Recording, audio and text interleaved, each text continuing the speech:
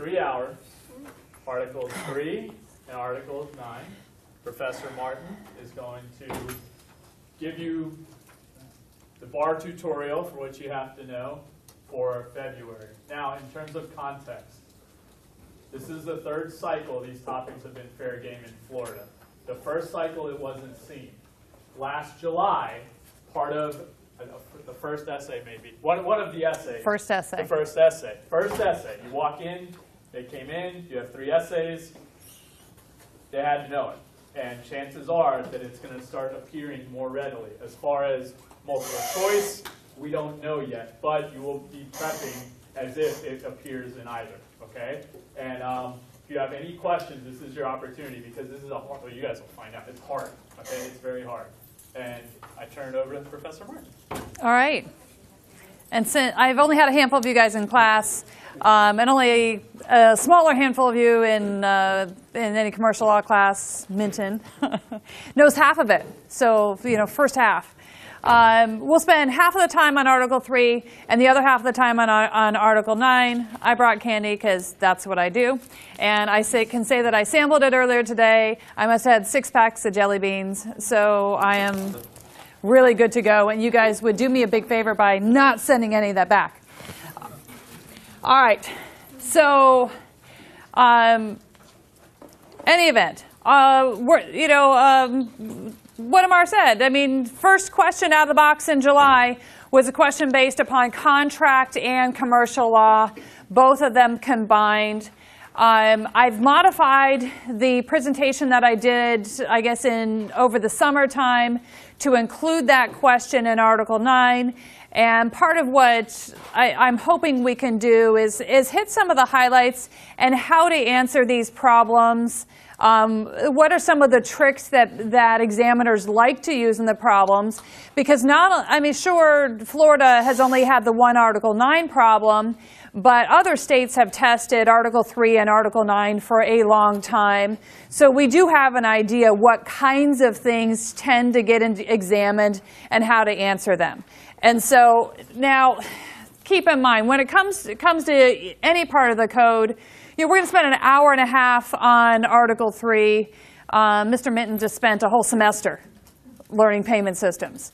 And so, I want to say we're going to try and predict the key areas where I think exam questions often come from and how to answer it. I cannot beam any of this into your head, though.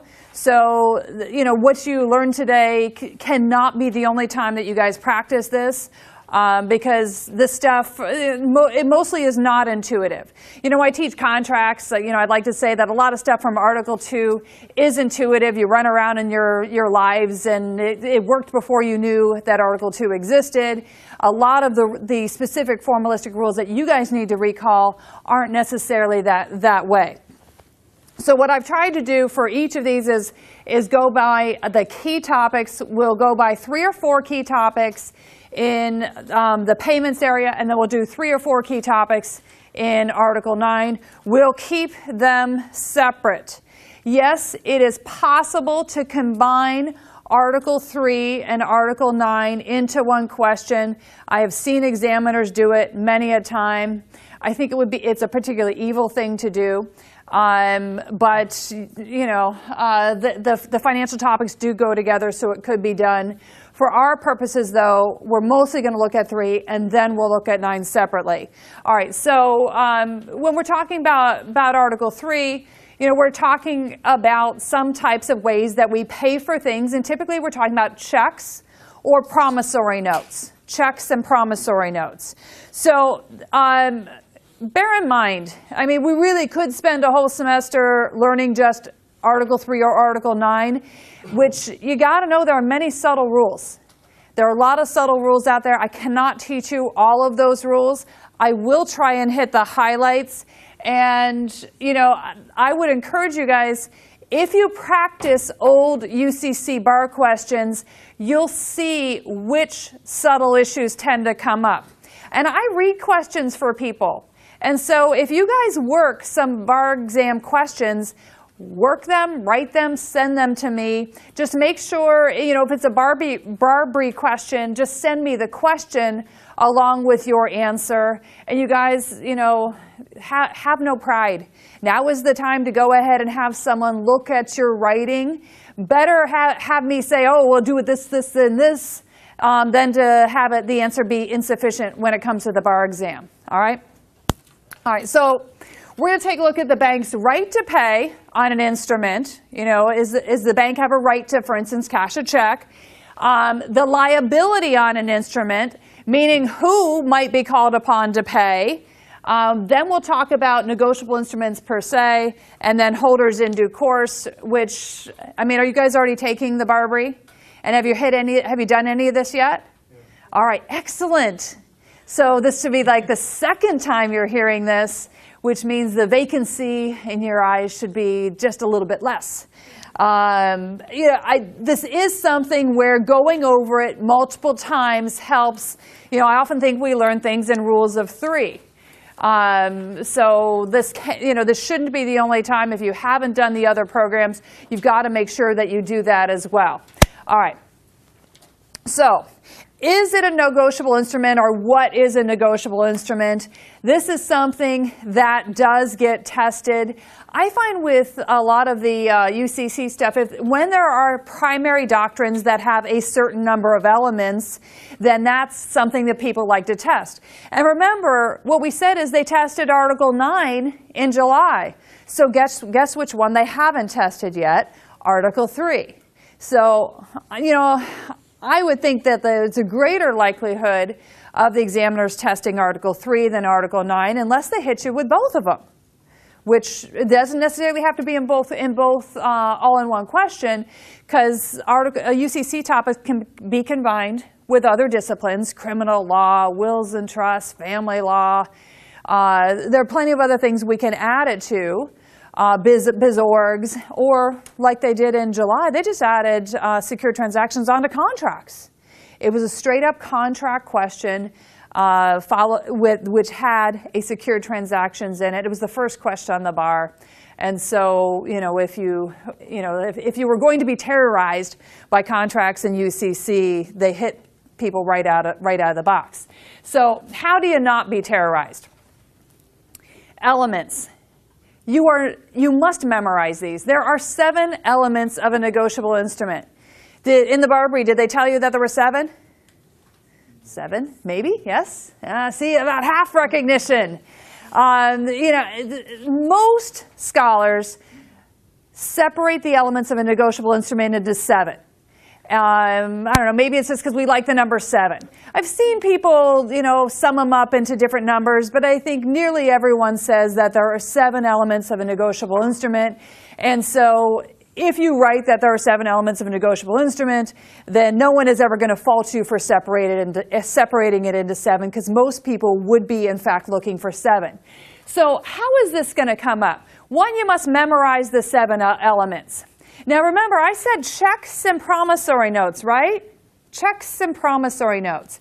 Well, the reason we care about whether something's a negotiable instrument is that Article 3 of the UCC only applies to negotiable instruments. Let me say that again. Article 3 of the UCC only applies to negotiable instruments. Meaning that if you bust one of the elements of a negotiable instrument, you've just got something else that's not a UCC problem at all. And what you have in those instances is a plain old contract. And plain old contract law applies, and you deal with it there. Now, so first rule that you probably want to know is that Article 3 of the UCC applies to negotiable instruments. Well, that's why we have to know if something's a negotiable instrument, right? And so the other thing about negotiable instruments are checks, by their definition, are almost always a negotiable instrument. So if you have a problem that you get an essay and it's got a check in it, you probably are not going to be going through those 7 elements. I've never seen a bar exam question, in fact, and I've never given a examination question with a check that required you to go through the 7. And the reason is checks satisfy the 7 elements. And so usually it's enough to say, checks, by their definition, satisfy the 7 elements of a negotiable instrument, and therefore are governed by Article 3. That means if you have a problem, I was like this whole thing about issue spotting, right?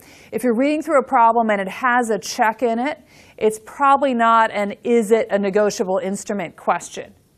The questions that involve is it a negotiable instrument question are going to be promissory notes. It'll be a promissory note. Because remember, I said it's checks and promissory notes in the world that you are going to live in. Now, even when I taught payments in the fall, I think there was someone from Minton's classes still with a check went down the 7. It's not incorrect to do so. It's just going to spend too much of your time.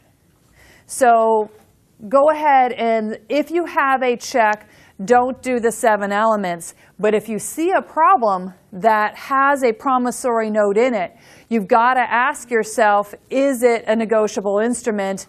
My suspicion is, and I've got an example of it in our materials for today, and I'll show you, it becomes obvious at some point in time that you've got to do this analysis. So this is from 3104, 7 things. A written promise or order, meaning written, not oral. You can't have an oral promissory note. We also have to have promise or order. I promise to pay. And remember, checks are written to the order of. You know, it's already pre-printed on your checks, right? You guys, everyone have a checkbook or everyone's seen a check? I mean, you know, that's why. That's why they print that on there. Didn't you ever wonder why it says pay to the order of? Well, it's because of this all this arcane UCC Article 3 stuff. And so that's why it's hard for you guys to screw it up. Even, the only time I've seen with a check where it was an is it negotiable question is where someone has their pre-printed check and they scratch out the pay to the order of language, because then you're like, oh, well, it's written, but maybe it's not an order anymore, but we disregard it. If someone tries to scratch out the order language, it's disregarded, because checks are handled through machines, right? And so, you know, it would be too hard to detect. So written. Written is typically considered our first element. The second is that the obligation to pay, I promise to pay student loan company $1 billion. Seems like that, right? It'll be some type of obligation that is unconditional. What you didn't hear in that statement I said is any condition. A condition is exactly what you guys studied in first-year contracts. If my sons eat their dinner, including their peas, then they get dessert, right? Conditions. Sometimes in a promissory note, someone will put a condition. It's usually because somebody has over-lawyered it and they want to say, well, I promise to pay $10,000 so long as I get a job, or only if somebody dies, or something like that, right? A condition. If you have a condition, then we would bust number 2. So element number 2 is condition, is that it must be unconditional. Number 3 is that the obligation must be fixed. Remember, fixed. We must know, I said, I think $10,000. We have an amount. Now, interest is okay. Just having interest doesn't make something unfixed. And I guess the corollary to that is number 4 is that it must be money. $10,000 plus 6% interest would be a fixed amount of money. We could figure out how much somebody owed. But we can't say, I promise to pay you 10 cows plus their offspring, or something like that, right? Because we just wouldn't know. Or I promise, I've seen it sometimes come up, I promise to pay you a certain amount of the profits of my company if there are any. Well, that might be money, but we don't know how much it's going to be, right? All right. Payable to bearer or to order. Remember, checks are written pay to the order of, and so we fix that on checks. And so if it was a promissory note, it might say, I promise to pay $10,000 to the order of Amar. And so we would say to the order of somebody. But we have to have that order language in there. The other possibility is sometimes we actually make things payable to bearer. Anyone ever hear of a check being written out to cash? Yeah, well, that's a bearer instrument because we've made it into a bearer instrument. So on demand or at a definite time, beautiful thing about checks is all the post-dating in the world that you guys might do on your checks has absolutely no effect at all. Checks are demand instruments and they can be taken to the bank at any time. Other instruments are payable on demand if there is not a specific time. So it's difficult to destroy number 6. Number 6 is not usually the one at issue. And the last one, no additional undertakings. We call this the courier without luggage. So that would be number 7. An additional undertaking is not the same thing as a condition. A condition is I have to pay you if something happens. An additional undertaking might be I promise to pay you $10,000 and I will clean your house for a month. Well, that's another promise, right? We only want one promise in our promissory note, and it's a promise to pay money.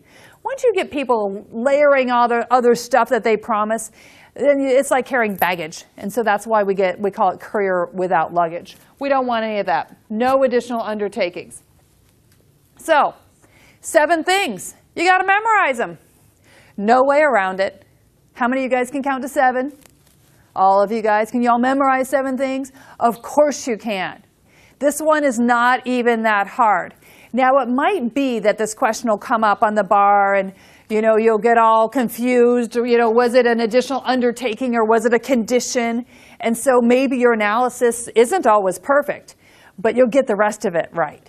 And so they're looking to see if you know those 7 elements and can you wield them in most cases. The other thing I saw in a bar question once, 7 elements are measured at the time the instrument is issued. Sometimes the stories on the questions will have all kinds of crazy stuff that happens later. But that's not what we're talking about.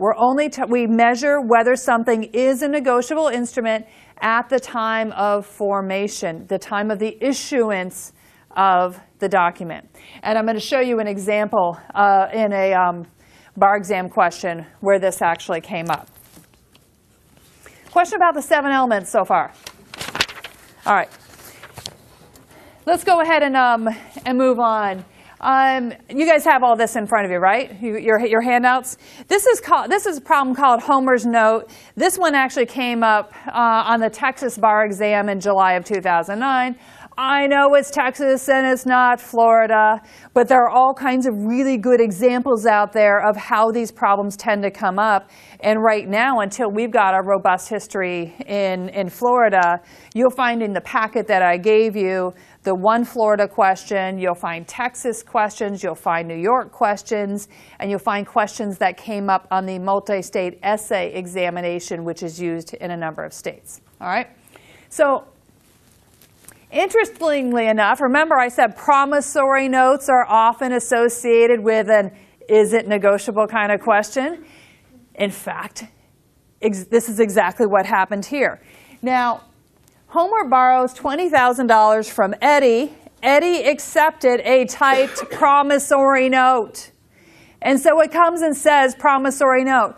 You should be thinking in your head when someone says promissory note that there might be an is it negotiable question.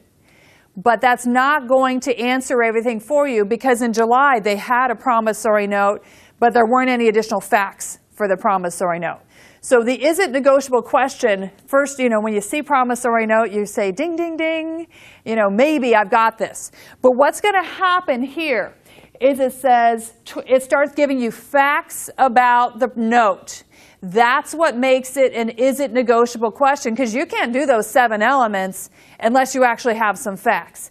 And if you try and do it without the facts, it's just going to be disastrous. So once you see a promissory note, you have to ask yourself, is this an is it negotiable question? And the answer is yes if you have additional facts about the promissory note. Promising to pay $20,000 plus interest, fixed amount of money, right? At the prime rate, published in a magazine, a typed date on the note. It was payable to the order of, Eddie. I mean, if you had known those 7 elements, this should be screaming at you, right? All right, what else is it? Oh, it's due 1 year from its date. Remember, the demand or at a specific time. We got to know that, right? Possibility to extend it. Note recited payment was made from the savings account. And then, so is it negotiable question is going to come up because when someone mentions a promissory note and then starts giving facts about the promissory note, that should be giving you enough to say this is probably an isn't negotiable problem. And what you're going to do then is you're going to be spitting out those 7 elements. Now, I'm going to show you how to answer because 7 elements, gosh, that could take a long time to answer. And if we think about July, they combined a UCC and a contract question in one essay, and basically there was 1 hour for that essay, right? And so they had to do both parts in 1 hour, and the UCC was only half of it, so they really only had 30 minutes. And so what I would think for even that 30-minute part, there's probably a couple parts. Now, there's more stuff here about what happens after the note is issued, because we have separate issues in negotiable instruments. Remember, I said it has to be negotiable to get it inside of Article 3. And then once you get it inside Article 3, then its rules apply. So sometimes what the examiners will do is they'll give you an is it negotiable question, and then they'll follow up with some other facts of something that happened afterwards that gives you a liability on the instrument question. Because what happens with negotiable instruments, and I'm guessing you guys have, since you guys have all seen checks, you've probably done this, you turn it over and you sign on the back, right? It's called an endorsement. You do the same with promissory notes. You guys have probably never done it because I'm guessing you guys aren't dealing in promissory notes. Anybody? No, right? Okay, but it's the same thing. Have you seen it in an office? Property when we do mortgages. Oh yeah, have you done a closing? Yeah, same thing. You got to endorse it. Well, that's what it's all. That's why. So it's because it's negotiable. Once it's negotiable, then the way we negotiate it is by endorsement, which just means signing. Endorsement is just a fancy way to say we're going to flip it over and sign the back in most cases, unless there's a specific signature place. And with checks, you guys know we just turn it over. All right. So here, Stella gives him 15 grand. He gives it to Stella and signs pay only to Stella when she finishes painting my house. And then a bunch of things happen. Watch for endorsements. Now, I haven't given you any rules about endorsements yet, so don't get too excited. I've only given you one 7-part rule. Best thing you guys can do for yourself is to be very organized, be very methodical in your approach. All the crazy stuff's going to happen here, but start with the is it negotiable question. Now, in July, when Florida gave the contract question with the UCC, they actually asked, I don't know, what was it, 2 or 3 questions? 3 specific questions about the fact pattern. This one, look, 4 specific questions about the fact pattern. One of the classic mistakes that examinees make, not just in law school, but on the bar exam, is you just get all worked up about a question, and you only work the first 2 questions in the hour, and you don't work the rest, right? Because you spend so much time because you're trying to make sure you have it right. So if they give you the lead questions, which they did in July, if there's 3, how many do you have to answer? 3. And if you have an hour, 60 minutes, and you divide it by 3, that's how long per question? 20 minutes. So should you spend 30 minutes on any one question? Probably not. You are better served to just move on. Let it go. Just statistically, you guys are going to do better even if you're not done. Spend the 20 minutes, move on, even if you're not done. points-wise, you will almost always score more if you do even, I don't know, moderately on 3 parts than doing 2 parts and doing nothing on the third. You will almost always score more points, all right? So don't get in too deep. One of my first years for the fall exam was very unfortunate. Second question on the exam, it was an hour long, and it had many questions in it. She wrote like 7 or 8 paragraphs about misrepresentation, all of which was correct, and it was beautiful work. And then she only had 2 other paragraphs. I mean, it killed her, right? You know how the points work. She got all of her points in misrepresentation, but all the other issues, she didn't get anything. Or the one, she did a little bit of a mistake, and she got a couple points for that, but that was it. If you do, and I'll just tell you, I was talking to Professor Garcia yesterday in my office, and he's got 2 Ls who are doing the same darn thing. And I will just tell you, people do that on the bar exam. You just get all wrapped up, and you forget about the time, and you're all, anxiety crazy, and you work the 2 questions, and you get 0s on the rest. You just can't do it.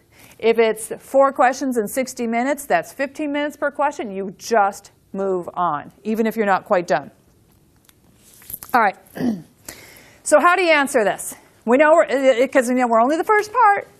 But interestingly enough, I like this because in this question, they asked when Eddie took the note from Homer, was it a negotiable instrument, meaning when it was issued?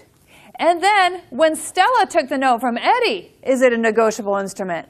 I love this because remember, I said we decide is it negotiable at the beginning, and things that happen afterwards don't affect negotiability. They might affect negotiability, but not whether it's a negotiable instrument.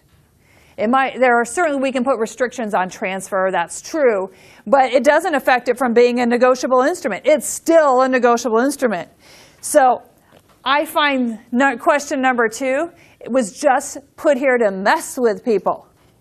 Only thing in there, they were trying to say, well, yeah, maybe you can or can't negotiate it, but it's still a negotiable instrument.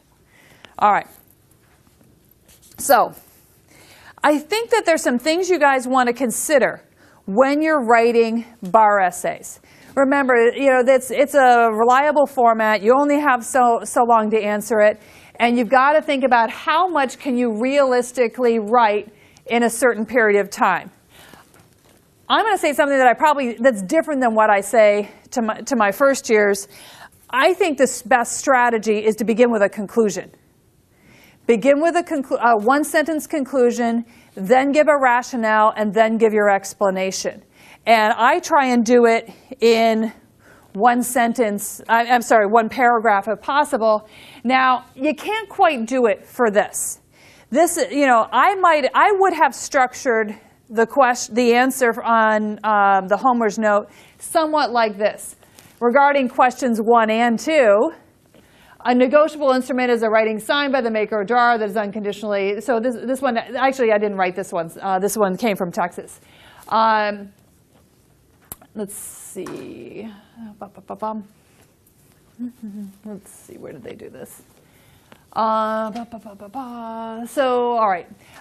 So I guess when this one was written, I would have done this. The note from Homer to Eddie is a negotiable instrument because it meets the foregoing requirement, the requirements of a negotiable instrument, and then I would have put the elements there. I think you're going to find in most cases that, I guess it's okay, I guess, to do that. They give the definition of negotiable instrument. It has to satisfy the 7 traditional elements.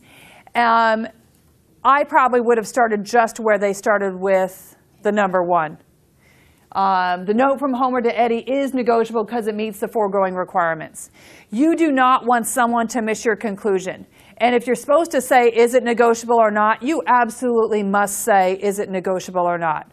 You're going to have to, even if you're not sure, you're just going to have to say it is negotiable or it's not negotiable. So either it meets the 7 or it doesn't.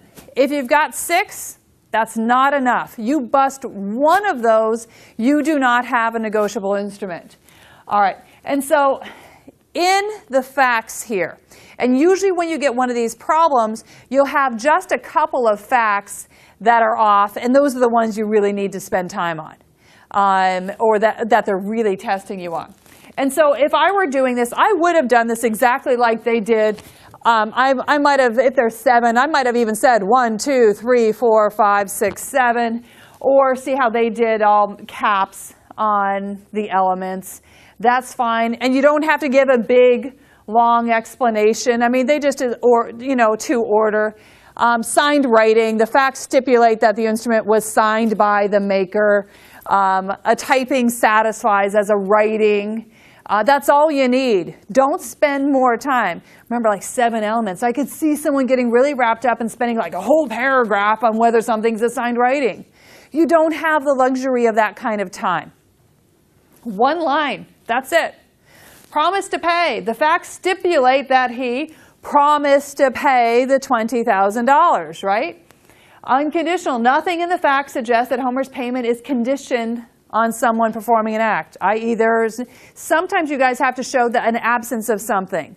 There is no condition on the face. We are talking in this land about express conditions. You're looking for if, then, provided that, subject to, only, you know what I'm talking about, right? Subject, all right, except, and so on and so forth. All right, fixed sum of money. This requirement is met because the $20,000 payment. A promise to pay can include interest at a specified rate based upon the magazine. The fact that the magazine is defunct does not change this. They were trying to see on the fixed sum of money if someone would say that because there was interest that would not be fixed, but that's just not the rule. Interest is fine. And they were also trying to see if you tried to publish something that was no longer published, whether that would bust this, and it just simply doesn't. The rule says the opposite. So whether a source that was going to publish the interest is no longer publishing interest, we don't care. We'll find what'll just probably be, some type of statutory interest. But it's not a problem. On demand or definite time, it says it's due 1 year. The fact that it can be extended does not affect the definite time, even if the extension is at the option of someone. I like these. These are, you see like some of these tricks that someone could write in? There's only so many tricks that people can write into these problems. This one uses a lot of those little tricks. Says a promissory note, gives you a bunch of tricks. You write it in the 7, the interest trick, the publication that's not still publishing trick, the extension trick, no problem. Order, payable to the order of Eddie. The language would be sufficient. Curry without luggage. There is nothing in here that busts that requirement. Now, a word on the courier without luggage requirement. Sometimes parties will write in their promissory note that this promissory note is subject to, another agreement of the parties. If it says it's subject to another agreement of the parties, then that's an additional undertaking, and it would bust this. The exception to that is if it just refers to another writing. If it just says, hey, the parties have another agreement, that's not a problem. Reference is fine, subject to is not. Because subject to says something is subject to something else. You all got that? Subject to is an additional undertaking. A reference to another agreement is fine.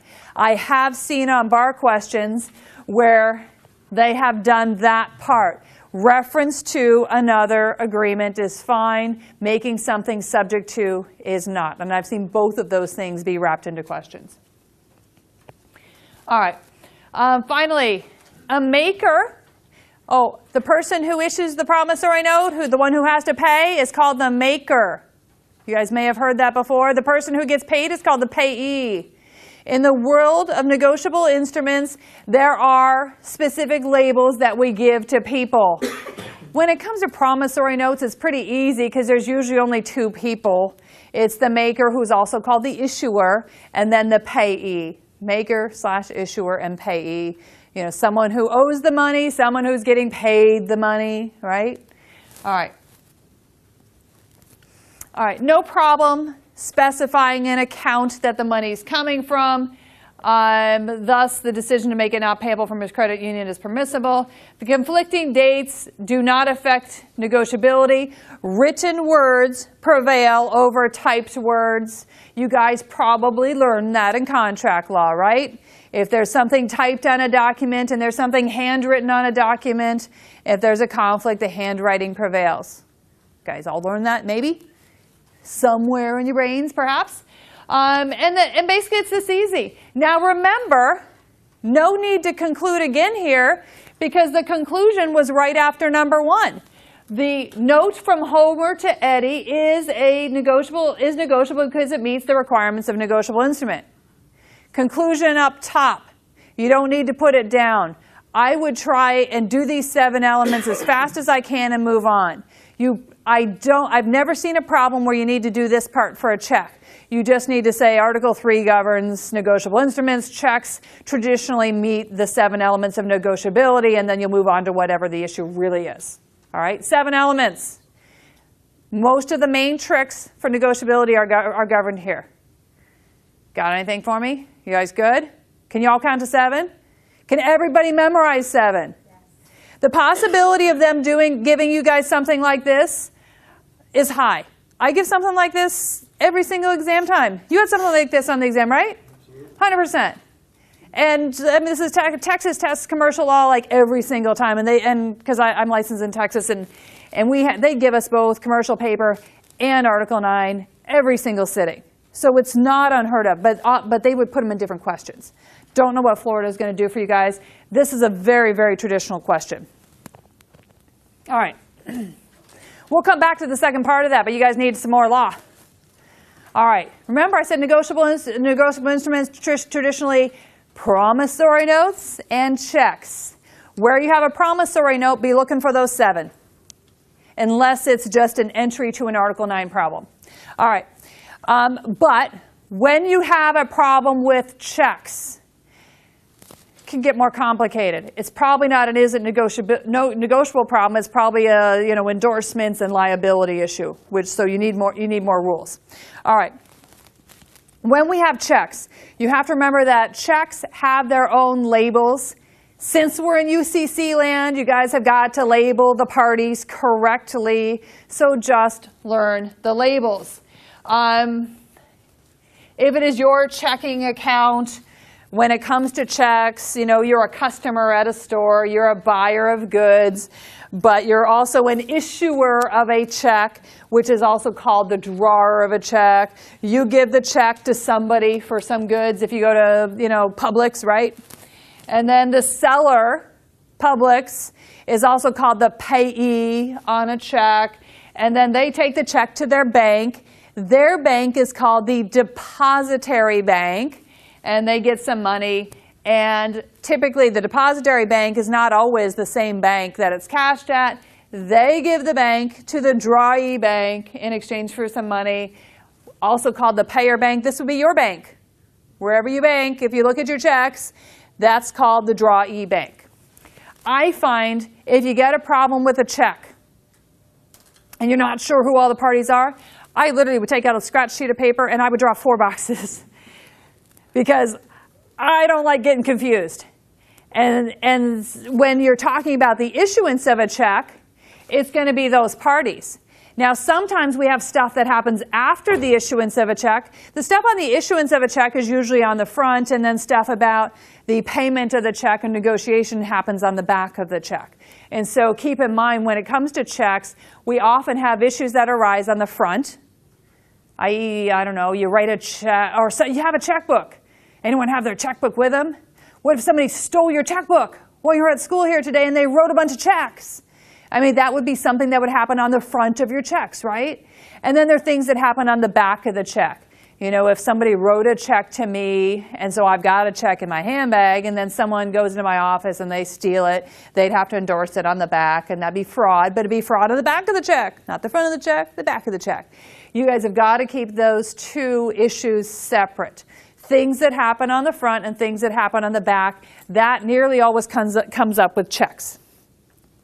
All right. None of this should surprise you guys. Have already seen this. You're the drawer. Your bank, the drawee. This person here, the payee. And you'll have a date, and that's the whole demand instrument and the amount. You guys know this, right? The only reason for me to have this here for you guys is to make sure you get the labels right. And I always think, if you get confused, go back to your own check. Imagine if I was at Publix writing a check, I would be the drawer. And then you can always use something easy, and once you understand the easy, it's much easier to understand some crazy problem they give you on the bar. All right, I know they're not testing Article 4 of the UCC on the bar exam, but since checks and promissory notes are governed by Article 3 and checks are bank instruments, right? There's a rule from Article 4 that I just think it makes your life easier if you know, even if you don't necessarily have to cite it. And basically, it's this thing called the properly payable rule. And basically, banks can only pay your checks if they're properly payable, meaning you authorized the check. A lot of the rules from Article 3 flow from that rule.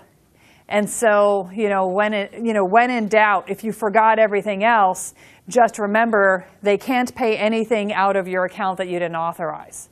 And so that I always think, if I know that one premise, even if I forgot the other rules, I'm likely to do okay. Maybe not always, but it does help move everything along. All right. So, who is liable on an instrument? And let's think of this, since we're thinking this is probably going to be a check problem. Think of this as an issue that's likely to come up on an exam with a check as your instrument at issue. So who's liable? The issuer of a note or the drawer of the check, i.e. you, the one who signs, and endorsers. I bet you guys never thought about that. You sign the back of the check. My kids do this. They get a check from grandma, and they bring it to me. It's like for their birthday, and I get them to sign the back, and then they give it to me, and then I guess I go to my bank and deposit it. But anybody who signs on the back has liability on the instrument if it turns out there's some kind of loss. So now there's restrictions on the endorsements. Now the endorser's only liable, as we'll see, if the item is dishonored. So my suspicion is you guys have never had, has anyone ever had someone come and say, hey, you endorsed this, so therefore you got to pay up? Yeah, I don't know. This doesn't happen very often, except in the cases in the casebook when there's a lot of money on the table. Because that's when we end up calling on endorsers to pay, or potentially on the bar exam, right? So liability. Issuers, endorsers.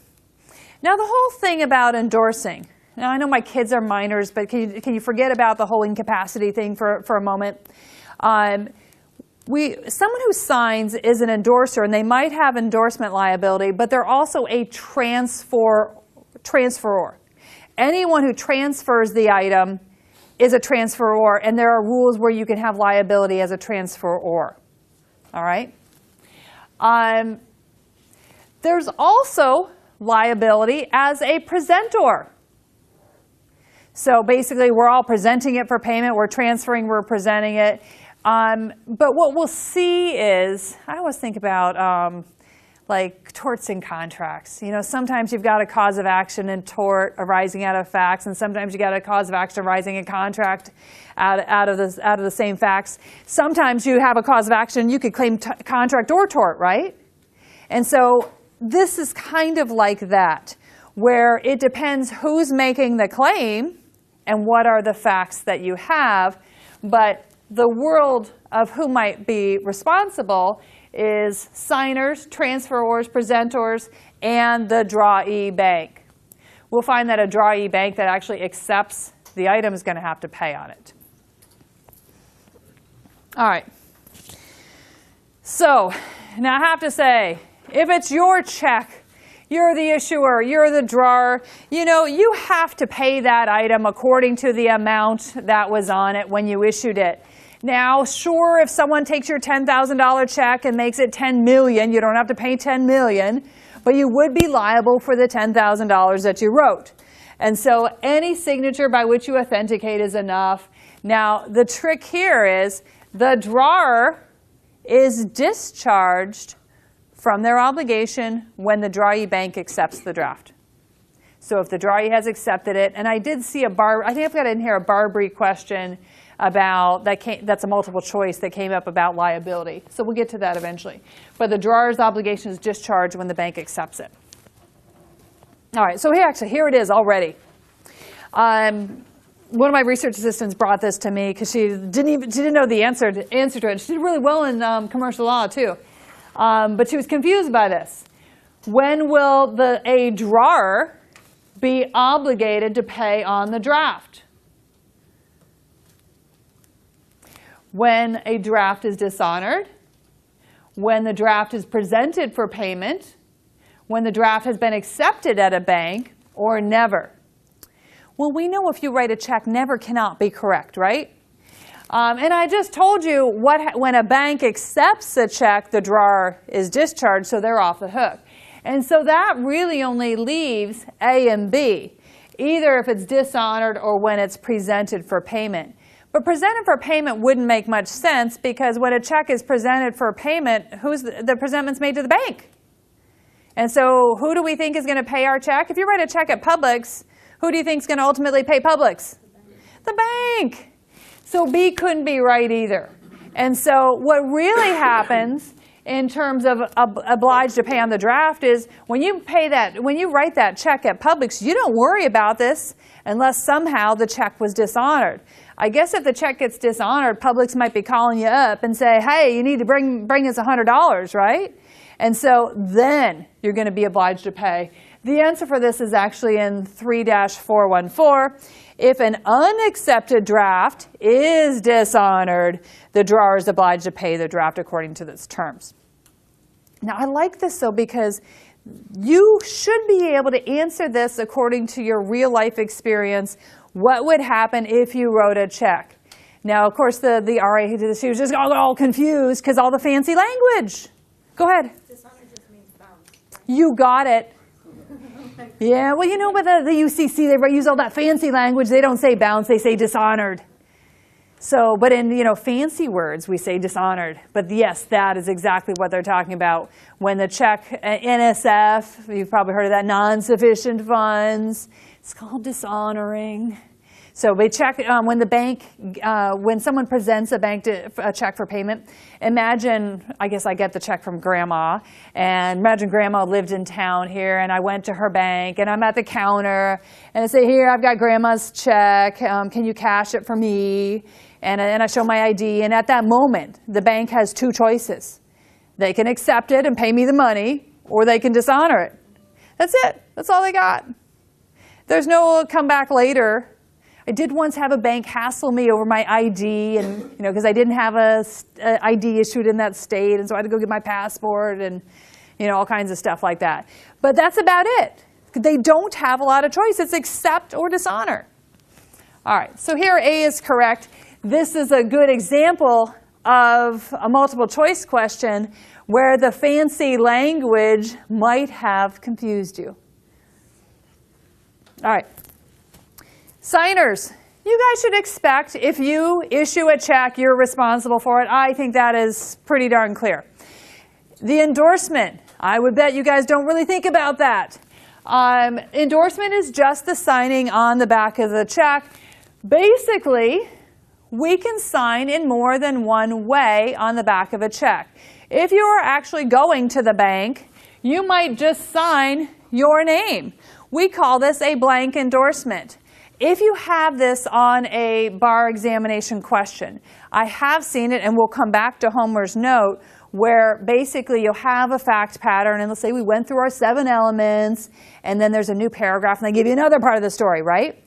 The second part of this story is always whoever has the note, the check, the payee, endorsed the note to somebody else and paid some and got some money for it.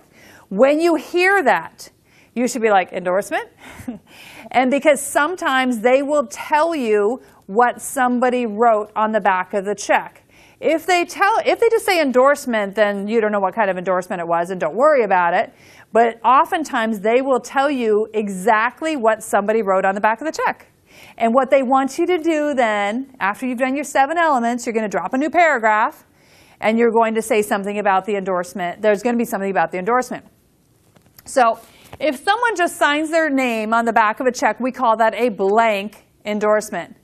A blank endorsement, I don't know if you all ever know this, but if you sign the back of a check and then you drop it on the floor and thief picks it up, they can take that check to the bank.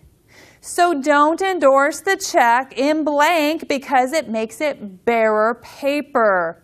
So that's something you might have to observe on an examination. If somebody signed a check in blank and then thief picks up the check, they're going to want you to say, yes, there's an endorsement here. It was endorsed in blank. An endorsement in blank makes the item bearer paper, and therefore thief, even wrongfully, could negotiate the item and get paid. And I guess you're going to have to find thief to get your money back. Most of us know this little trick, and we don't sign checks on the back and lose them. And so we actually, there's a couple things. We could write for deposit only if you're taking the bank and put your account number. That we call that a restrictive endorsement. And we can also write pay to the order of somebody. So we can actually, if we're going to actually give the check to somebody else, and we don't want to sign it in blank, and we're not depositing it, you know, I guess I get the check from Leland, from Grandma, and I need money for lunch, and so I'm going to negotiate it to you, and so I sign the back, pay to, you know, Ms. Muhammad, and now I give it to you. And so now you have it. You have Grandma's money. And you could then take it to the bank because it's been endorsed by me, so I have negotiated to her, and then you'd have to, I guess, endorse it yourself to take it for the bank. So that's what we're talking about when we're talking about endorsements. The thing about endorsements is that endorsements come in more than one variety. They can come in a special endorsement like this. It can come in a blank endorsement and come in restrictive endorsements. All right. Remember I said that endorsers sometimes can be liable on the checks? Well, the way this seems to work is that endorser liability can be enforced against each endorser by anyone who's entitled to enforce the instrument. Sometimes this is an issue when a drawee dishonors the check and the drawer doesn't make good on the money. Because remember, we already said the issuer is supposed to pay. But what happens if the issuer, you're insolvent? You don't have any money. What if Grandma didn't have any money? Oh, that'd be very sad. And so Grandma wrote a check. She didn't have enough money, and now I've endorsed it. Poor, I guess Leland has endorsed it, and then Miss Muhammad had it, and then she took it to a bank, and what you end up with is everyone in the system going back to the earliest person. So I guess Ms. Muhammad's bank is going to ask her for the money back because you signed it to deposit it, and then you're going to come knocking on my door, and then I'm going to go, hey Leland, I want that money back, and he's going to cry because he's already spent it on Legos, right? But that's the way it works. You see how we can either jump in the pattern, the chain, or we can just go to our predecessor in interest, depending on how much is at stake. Ms. Muhammad, she knows me, and so you're not going to bother with Leland. You don't know where he's at, and so you just come to me and you ask me for the money. And so that's how this works. Now, the couple things about endorsement liability. It's only good for 30 days from the time you sign, so can get off the hook. Sometimes people take these checks to the bank right away, right? But has anyone ever put a check in their desk or their handbag or their briefcase and forgotten about it? Happens. Well, if it had an endorsement on it, this endorsement liability sounds like a good thing if the drawer doesn't have any money, if Grandma's defunct, but only good for 30 days. So if you want to claim this, you need to be fast. So interesting, because remember I said, oh gosh, endorsers, transferors, presenters, anything that's out there about liability is nearly always in the law qualified, right? It's hard to find legal regimes that are unlimited liability. And so it's just not unlimited liability. I guess the drawer has the most unlimited liability, except when the draft is accepted. So here, 30 days, only when the item is dishonored.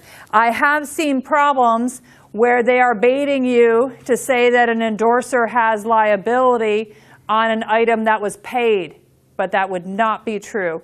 Endorsers only have liability when an item's dishonored. It's a lot of rules. No way around it. All right. So here we are, back to Homer. Remember, I said there was 2 parts to the Homer's question. Now, interesting because Homer's note had 4 parts to it.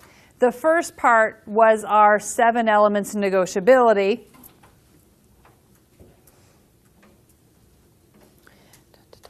The whole thing about the second question is, unlike a maker, an endorser's placement of a conditional language on a negotiable instrument does not affect negotiability. So even if we put all kinds of qualified language in our endorsement on the back, which they did in the Homer problem, remember the Homer problem, the endorsement said, pay only to Stella when she finishes painting my house. That sounds like some kind of restrictions, right? So it sounds like it's made to make you think of that whole courier without luggage thing, right? Or conditions. Pay her only, so that sounds like a condition. Pay Stella only, and they're baiting you to say, oh, that would destroy negotiability. Well, but that's on the back of the instrument, not on the front of the check, and so it wouldn't affect negotiability. Doesn't affect negotiability at all. That's just baiting you guys. And so question number 2 is really answered right here. Endorser's placement of conditional language on a negotiable instrument does not affect negotiability. It's still a negotiable instrument. All right. You all got that part? So question number 2, even though question number 1 had all those 7 elements, the question number 2, I probably would have answered, the answer they had in the model answer for Texas, had 3 or 4 sentences. I would have probably given it 1 and moved on. I just would have said that a pay, where was it? Oh, this part right here. I probably would have only done this part here, and then I would have moved on. Because I don't like getting behind the clock. Hate getting behind the clock. An endorser's placement of conditional language does not affect negotiability. This is because endorsers can limit their liability by noting the limit. Thus, Eddie could condition payment on Stella's completion of work without ruining negotiability. Now, it might affect other things, but it doesn't affect negotiability. All right. The other interesting parts of this, remember the other part of the law, because that's still the 7 elements thing. Is Homer obliged to pay interest on the note, and if so, what's the basis calculated? The way it works, default, judgment rate of interest. If something happens, remember in the problem, the magazine had gone out of business. I have seen that come up several times on bar exams. They'll say in the promissory note, the interest is to be the posted rate of interest at, we're now out of business credit union. And they're not, and so you're like, oh, what can you do? Well, it's just this default rate of interest. It does not mean that they don't have to pay interest. But that happens, doesn't it? Banks get bought out by other banks. Banks just go out of business. All kinds of crises with little credit unions. We had this in 2009, right? A whole bunch of banks went out of business. And so if that was the entity that was publishing, everyone might get all upset about it. And maybe you won't get as much interest as you wanted because it's not the rate posted by that bank. But you would still get the default rate of interest. Go ahead. Is there like in Article 2, is there like a gap filler of what default rate of interest is? It's whatever it is in the local jurisdiction. So it wouldn't be like national No, no, it's a default rate. Remember, the Uniform Commercial Code is state law. Right. Even though it's like uniform across all the states, give or take some, it is state law. And so whatever the Florida default rate of interest is, it's like 5 or 6 maybe? Does anyone know? I would think less. The rates are so low. Yeah. Or maybe does it adjust here? I don't know. You guys should probably find out. I don't know. I thought it was 5. Inflation's 4, so it's got to be lower than that. But it's an interest rate. So, I don't, whatever, have you guys ever seen this and work at a court where they had this come up? My recollection was 5 or 6 here in Florida. So in any event, but you don't have to know that. I mean, that's not even part of the thing. Just say the local default rate of interest is what applies if the publisher of the interest rate goes out of business. Oftentimes in a promissory note, we will say interest at the rate of 4.5%, and you don't have this problem. But sometimes promissory notes are tied to prime plus 2% as announced by such and such a bank. That's where you get into this problem. All right. All right, the fourth. On what date is the note presently due? The note is due on May 30, 2010 because Homer has not exercised the option, and that is 1 year after its date. So right now, it will be due then. The 2-year extension only applies if Homer has exercised it, and he has not. And written over typed. All right? So this one wanted to do written over typed and say, well, they're, I guess, trying to bait you and say, well, he might extend it. Well, if he hasn't extended it, then it's due in 2010 in this problem. Everyone understand that's what they're trying to do to you here? They're trying to, rattle your cage and say, oh, well, there's an extension, so I don't know when it's due. We know when it's due. It's due on May 30, 2010, unless it's extended. And he hasn't extended it, so that's when it's due. Are you all good? Questions about Homer?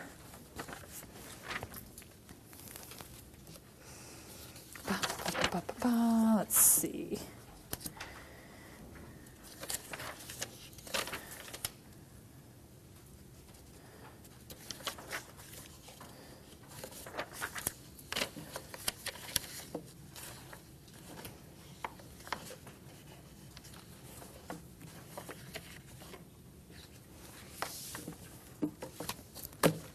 All right, I'm going to have to start moving faster. I've got too many. I've still got, 8 more slides and only 30 minutes before we have to take a break. All right, remember I said banks might be liable on an instrument even though they didn't issue it and even though they did not sign it. Accepting banks are obligated to pay on a draft, meaning if the bank dishonors the check, it's not liable. Remember I said, if you're standing at the counter, they have to accept or they have to dishonor. If they accept it, then they're going to have to pay on the draft. And maybe they might be able to shift responsibility to somebody else, but if they can't, if there's no one else to shift it to, then they must pay. Now they might call you and try and get you to give them the money if you somehow got paid on grandma's check. But that's not what the rules say. You don't have to pay. All right. So, presenters and transferors. I used to think this would never come up on a bar exam because I just hadn't seen it. But Barbary was all over this before. When you guys in Barbary, did they talk to you about presenters and transferors? You guys, yeah, you heard, one of you guys heard it. So, presentment and transfer warranties, I saw it in one of the Barbie problems, and so when you write the Barbie problems and send them to me, go ahead and write it. The thing about warranties is any warranty is only good as what kind of warranty it is. If you have a warranty for a nanosecond, then I guess it's not a very good warranty, right? And sometimes only warranties are, well, we'll repair it if we want to repair it kind of warranty. So transfer and presentment warranties are kind of like that. They're very limited in scope, and sometimes they have more teeth than others. Presentment warranties have very little teeth. Presentment warranties are very weak in scope. Presentment warranties can only be exercised by the payor bank. I've never seen a problem that went deeply into presentment and transfer warranties, but since, maybe some people are suspecting it could come up, I guess we should mention it. Transfer warranties, though, come up between other people. Payer bank gets presentment, everybody else gets transfer warranties. If Leland transferred the check to me, then he would have made a transfer warranty. If I transfer a check to Ms. Muhammad, then I would be giving her a transfer warranty. The reason we have this in addition to endorsement is its period is longer than the 30 days, and sometimes if it was a bearer paper, there wouldn't be endorsements at all. And so maybe if I just handed it to Ms. Muhammad and I didn't endorse it, she couldn't claim endorsement liability, but maybe she could claim transfer. All right. So, what does it give you? I guess usually usually they're warranties against certain types of fraud, and that the person who had it was a person entitled to enforce the instrument. Those are probably the bases. I really don't have time to go through these with you today, but I'm not a firm believer that this will be at the heart of your questions. If it's there, it doesn't trouble me. Because I think if you get a promissory note, it's going to be the 7, and it's going to be something like some type of transfer like we had with Homer. Even if there was something like this in here, I would probably let it go. There's only so much that you guys can learn effectively, and I would probably really try and master the main rules.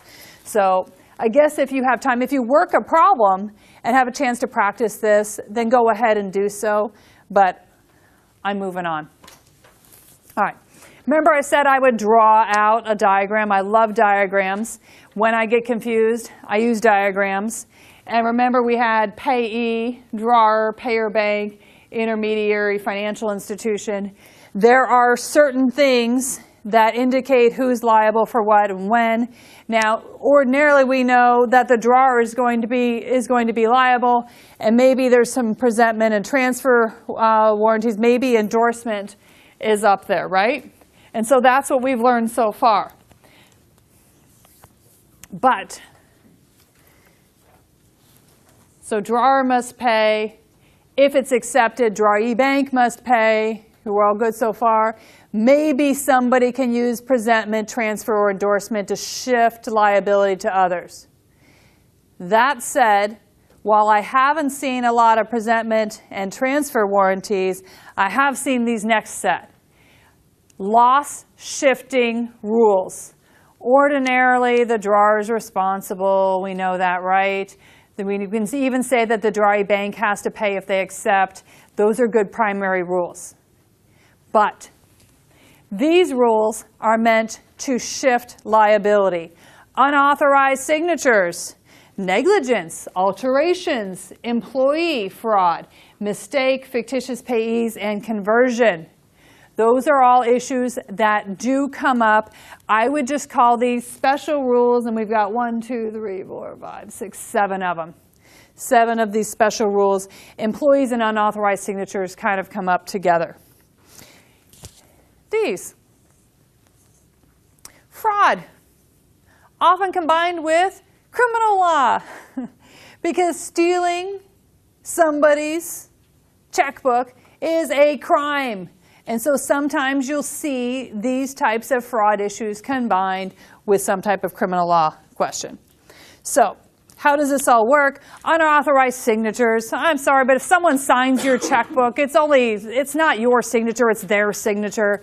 Unauthorized signature is only effective as their own signature. Example, Harry Thief steals my checkbook and signs my name as drawer on the check.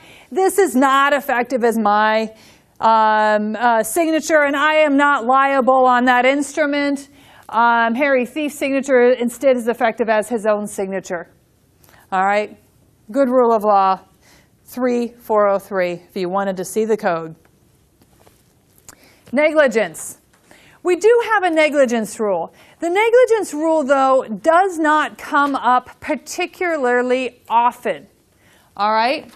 So a person's failure to exercise ordinary care that contributes to an alteration or forgery is precluded from asserting alteration or forgery against someone who in good faith pays the instrument or takes it for value or collection. So yes, negligence can result in someone having liability on an instrument, even though we already said I'm not responsible for what Harry Thief does. Don't overstretch this provision.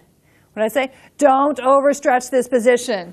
The example that they give in the code is the employer leaves the rubber stamp for the employer's signature in the same drawer, unlocked, with the checkbook, and thief comes and steals the checkbook and the rubber stamp with the signature and is able to commit a forgery. That's the kind of negligence they're talking about. They're not talking about, you know, Mr. Goldring left his checkbook on his dresser and I guess the plumber came to the house and picked up your checkbook. That's not what we're talking about, because people do have their checkbooks at their house, right? We're talking about where someone put the ability to sign right along with the checkbook. This is the example. Do not overstretch negligence. It does not win very often as a loss shifting.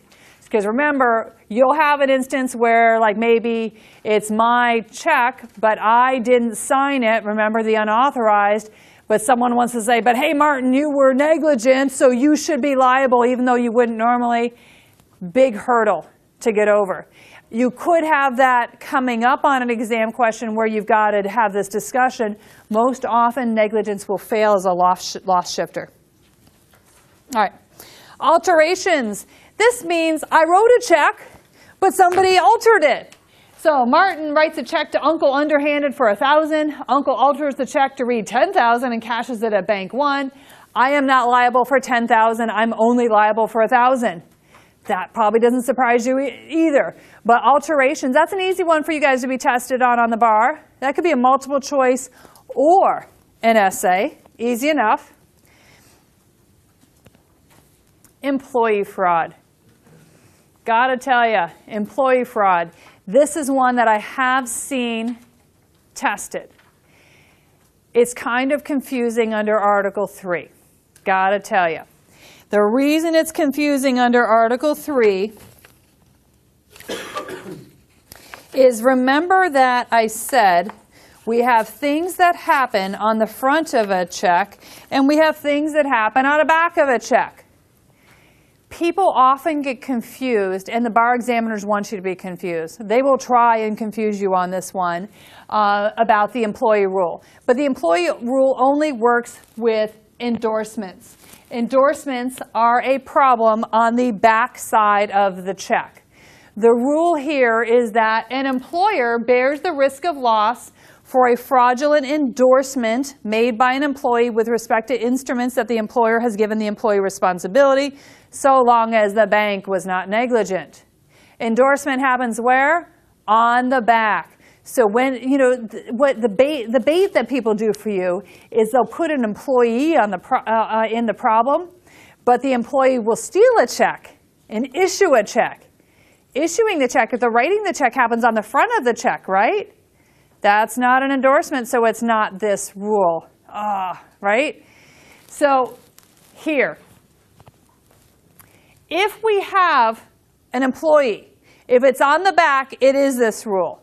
If it's a problem on the front, it's subject to the fictitious payee rule, which we'll take a look at in a minute. Two situations. Endorsements made in the name of the employer on an instrument payable to the employer, or an endorsement in the name of payee where the employer's issuing a check. So think about it this way. Employers got to pay people, right? Maybe it's somebody's paycheck. And so I'm the bookkeeper. And so poor Miss Muhammad's supposed to get paid. And I say, oh, well, here's a paycheck. You worked a lot of hours. And so I take the check and I sign the back, and I guess I go off and cash it, right? So that's a check issued by the employer that would be governed by this rule because it's an endorsement. The other possibility is somebody is paying the employer for services, and the employee steals that check. The person who gets the mail records all the checks, and they just decide to steal some. So examples. Janitor steals a check from the employer after finding it on a desk in an office she is cleaning. The janitor forges employer's endorsement and obtains payment, since janitor is not an employee trust of responsibility, you can't use this rule to shift liability. Remember, these are loss shifting rules, but it only counts if it's someone that the employer gave responsibility for items. What are janitors authorized to do? Clean. Are they authorized to handle financial instruments for the company? No. All right. Terry, treasurer of the corporation, is authorized to write checks for the corporation and writes a check for the company. Oh, that's on the front of the check, so it's not even this rule, right? But in that instance, the corporation would be bound as drawer on the check because she's their agent. Remember, properly payable rule says if you authorize it, you're liable on it. So this is not even subject to this rule, but the company would be liable. Here's one for you. Betty, bookkeeper, is charged with posting checks payable to employer. Betty steals a check payable to employer that she's posting, forges the endorsement, and obtains payment. And in this case, the employer is going to have responsibility because of the employee rule. Right? Makes sense. Let's see. Let's go ahead and move on. Mistake. You know, there is a rule for mistake, but it really it's there, but don't rely on it because it is so full of exceptions that you see, oh gosh, there's a rule for mistake. So maybe if a bank pays a check by mistake, then it can shift the loss to other people. Oh, it doesn't work that way. So there's an old case called Price versus Neal, and basically banks are supposed to know their customers and know whether something was authorized or not. And so the bank's mistake is actually not going to give it a loss shifting, even though we have a mistake provision. And so that if you see something like that, it's just trying to bait you. Banks who pay on checks ordinarily are liable. This rule I care about, though. Remember I said I care about unauthorized signatures. I care about the employees. I care about negligence because they're just someone's trying to mess with you in most cases. And then imposters and fictitious payees. Remember I said that sometimes you'll have an employee problem where it's an on-the-back problem. And so you use the other rule. There's a possibility where you have an imposter inducing an issuer to issue an instrument by impersonating the payee. An endorsement would be effective against those taking for good faith and for value. Often this will be someone, says, hey, I am, Sarah Smith and you owe me some money and you write me a check because you thought I was Sarah Smith and you didn't bother to check my ID. Well, the loss is going to be on you, but that shouldn't surprise you. So imposters and fictitious payees. Example though.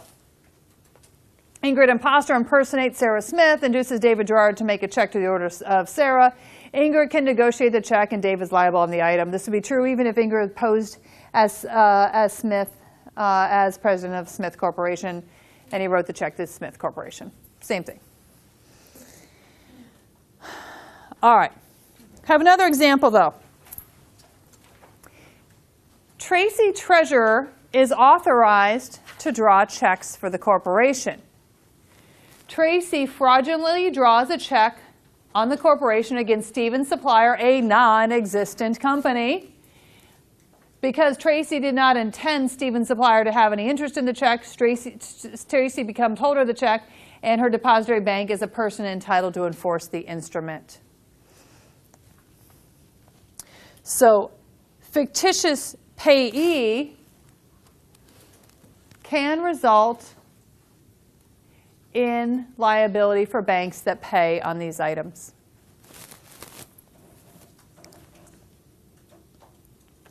All right, last loss shifting, conversion. If somebody steals your check, the beauty of it is if someone stole the check that I guess grandma wrote, I've got it in my purse, somebody steals it or steals my purse, and the check is negotiated, and I find out Bank of America has that check, they have converted my check. There is a rule of conversion under the UCC, but all it is basically it says, hey, go see your common law. You have your common law right of conversion, just like you would for any other personal property. It's yours. You can get it back. All right.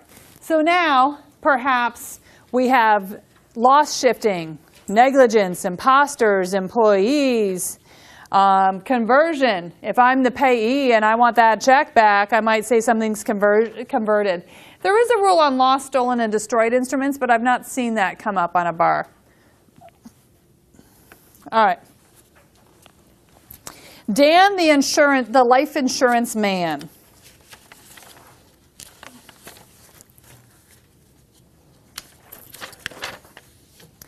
So this is an example of combination between criminal law and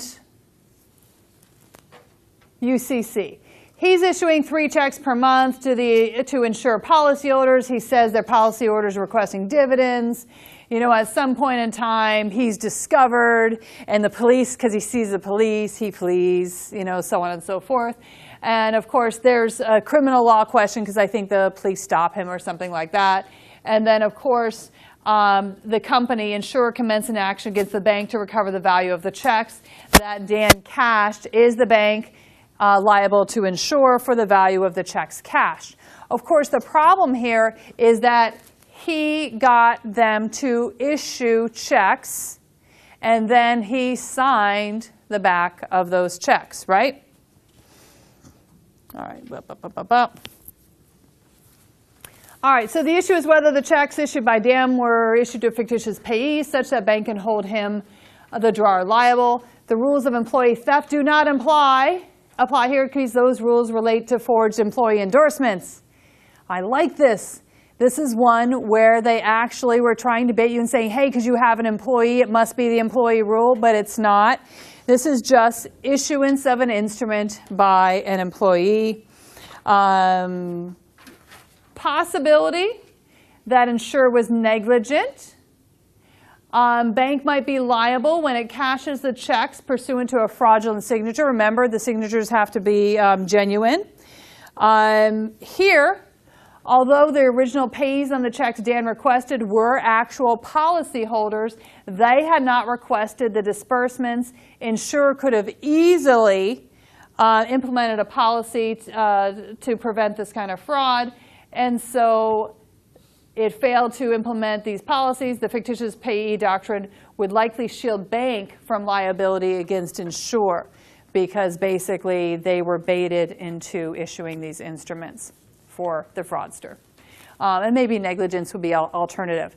You know, the thing is, when you're thinking about these answers, in terms of, I guess, shifting liability, try and streamline your answers. I think even some of the model answers could be a little shorter. I always, you know, like to think you probably don't want to do, if you have 30 minutes, because maybe you have criminal law and a UCC portion, I might try and do 3 or 4 paragraphs, and that's it. Don't try and overwrite. Here they did 4, but the first one is really just what the issue is and what the basic premise of the problem is. Streamline your answer. Fictitious payees in 2 paragraphs and negligence in 1. This question is not about the 7 elements of negotiability because we are dealing with checks. So don't somehow get distracted by that. I only have a couple minutes. I want to talk about, you know, because we have to move on to Article 9 and take our break. We talked about different types of endorsements. The thing is, when somebody endorses a check, Leland endorses, gives me the check, I then become a holder. A holder of a check has a right to possession and a right to enforce the item. Holder also has a right to call for payment from any party obliged to pay the instrument. A holder is a person entitled to enforce the instrument. We call them a Pete, person entitled to enforce Pete. They cover this at your Barbary. You guys heard this the second time, hopefully.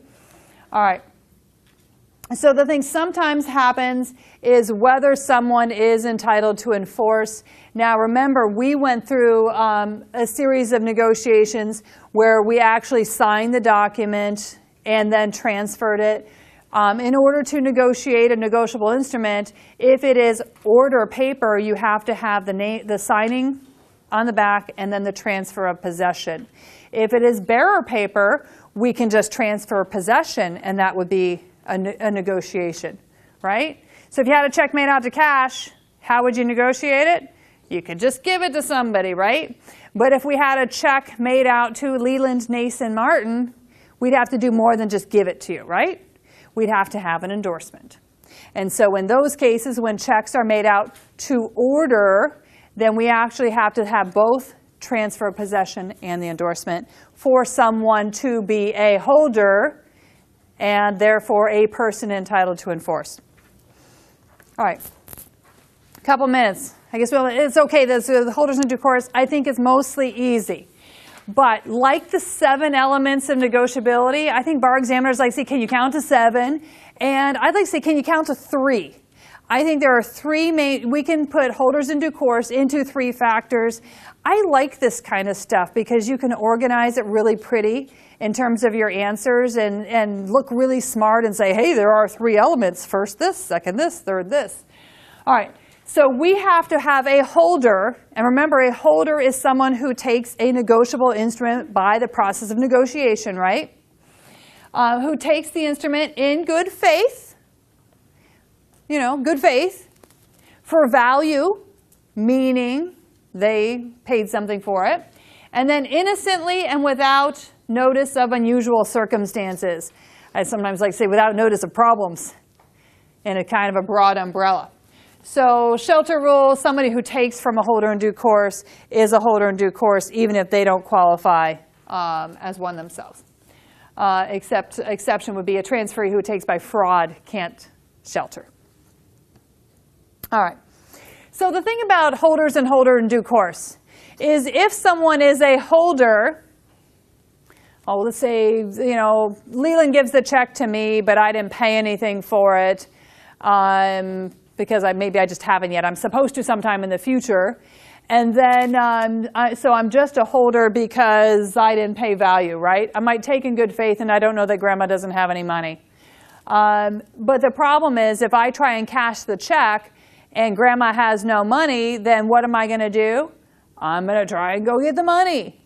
Now, sometimes there are defenses that a maker or drawer will have on an instrument.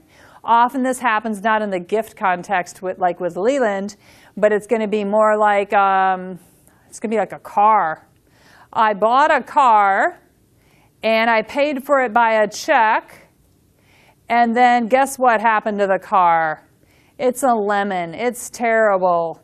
And then, of course, that check was negotiated by the seller to somebody, and then, of course, they don't get, I put stop payment on it, and then I don't know, who has, Mr. Mittens somehow wound up with a check and he comes knocking on my door saying, pay me. And I say, no, the car was terrible.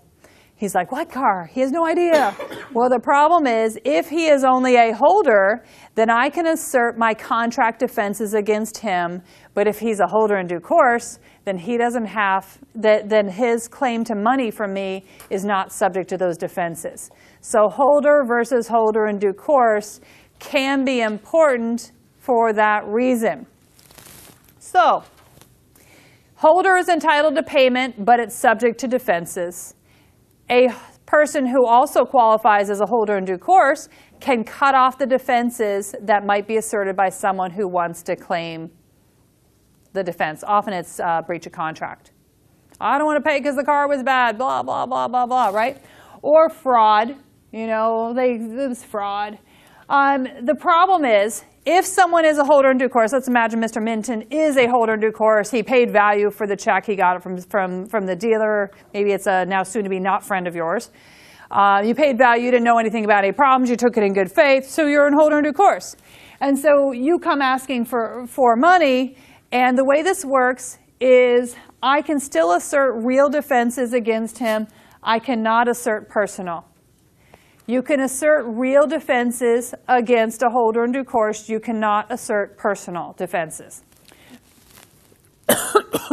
Personal defenses include the defenses on the underlying obligation, meaning contract. Breach of contract, breach of warranty, fraud. Fraud in the factum. Actually, I've got that opposite there. It should be fraud on the factum on the lower side and fraud on the inducement on the upper. Two types of fraud. You guys study this the other day? They bring this one up because that one I have seen come up on the bar. If someone's signature is induced by fraud, then that is a real defense and can be asserted even against a holder in due course. Imagine there was a stack of documents and somehow we faked it so the person thought they were signing something and they were actually signing something else. Well, that could be asserted even against a holder in due course. On the other hand, the garden variety of fraud, you sold me the house that had termites in it and you concealed the termites and I wrote the check not knowing about the termites kind of thing, that cannot be asserted against a holder in due course. The traditional case where this comes up is it's usually an elderly person who issues the promissory note or is a co-signer on a promissory note, and they don't bother to get their glasses. It's based upon an old Nebraska case, and basically there the court said, well, I know it was in the inducement, but he could have prevented it by just going to get his glasses. And so they cut off the defense. So it really has to be pretty darn good in terms of something in terms of fraud in the signing of the documents. Otherwise, you cannot assert fraud even against the holder, against a holder in due course. We're kind of at time now. I do have a New York bar exam question, and it's the lemon car, and it's meant to illustrate this. Yes.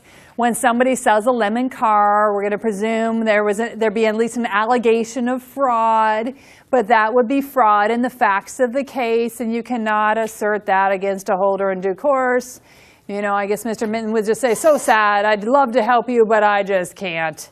And so there are very limited things you can assert against a holder in due course, and sometimes you'll have a bar exam question giving you this distinction between fraud in the inducement on the instrument and fraud in the fact, which you cannot assert against a holder in due course. There's a Barbary question, and it's someone who's like elderly and doesn't bother to get their glasses. Did they go over that problem with you guys?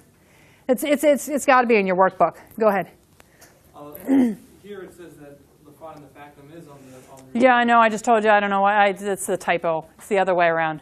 No, but I'm talking about in Barbary. In the Barbary, it's the inducement. I'll look it up at the break, but I think that they're talking about in the inducement as opposed to the underlying facts. They're saying you can assert that against a holder in due course? Yeah, and then it says inducement is on personal defenses. Yeah, I think they're wrong.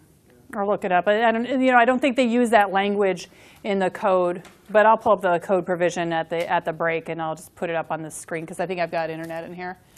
So anyway. Think of it this way. If it's fraud about the underlying transaction, the termites in the house that you didn't tell me about, you cannot assert that against the holder in due course. If it's someone who did not know that they were actually signing this document, sometimes we'll have the case where it was a bunch of documents are given to somebody at the office to sign, and they're all like, I don't know, maybe invoices or something like that, and one of the employees slides in a promissory note, without any reason that they would know that you could assert even against a holder in due course. So look at the type of facts, two types of fraud. But I'll pull up the code provision at the break. I actually think that we're there on my stuff.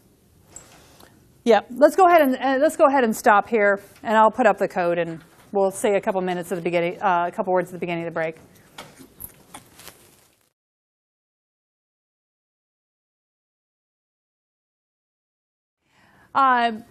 Okay, let's talk. I've got a couple of Article 3 things before we move on to Article 9. So 3305 is all about defenses. I always think when in doubt or if I get confused, I actually go back and look at the code. It's available online for free. You just have to find the right section. And so defenses that you can assert even against a holder in due course. We skip down to fraud. Fraud that induced the obligor to sign the instrument with neither knowledge nor reasonable opportunity to learn of its character or its essential terms. Fraud in the inducement. Was that your book? Yeah. Change it. right now. The other frauds cannot be asserted against a holder in due course. Only fraud in the inducement. Fraud in the factum, as I like to call it, cannot be asserted against a holder in due course, but could be against a regular holder. Holder in due course, fraud in the inducement only. And keep in mind it says without neither knowledge nor reasonable opportunity to learn of its character or essential terms. So knowledge, that's the old Nebraska case where the farmer doesn't want to get off the tractor to go get his glasses, and so he doesn't read, he just signs. Well, he didn't have knowledge, but he could have gotten his glasses, right? All right. So very limited things you can assert against a holder in due course. Now, some of you guys asked about transferring items. I always like to think of easy things. I like to think of grandma's check, and I like to think of going to Publix, because those are things, even if I'm in panicked mode, I can somehow take care of. So if grandma writes the check to cash, it's bearer paper. Anyone who has grandma's check is a holder, and someone who pays without knowledge, in good faith, would be a holder in due course, because possession alone negotiates grandma's check. So if, the example I was giving, if the grandma's check was made out to cash, was given to little Leland, but his sister, who happens to be a troubled youth, steals the check, she would be a thief, right? But she could then, I guess, sell the check to Minton, and he would be a holder, even if it was wrongful, because we can negotiate bearer paper by transfer alone, even if it is wrongful.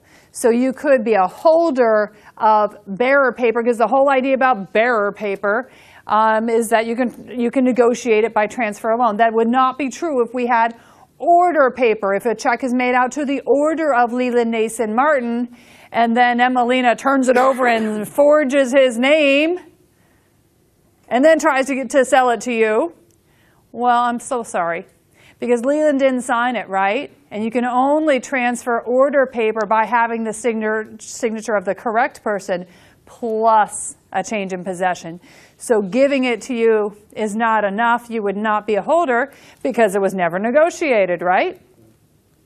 Did you have a question before we move on? Yeah, it was kind of like a recap question. So back to your termite example, if somebody had sold a house and they had misrepresented or whatever, they withheld the fact that they knew they had termites, that person who then held the note from the person that bought the house could be a holder in due course because they had notice of those circumstances, right?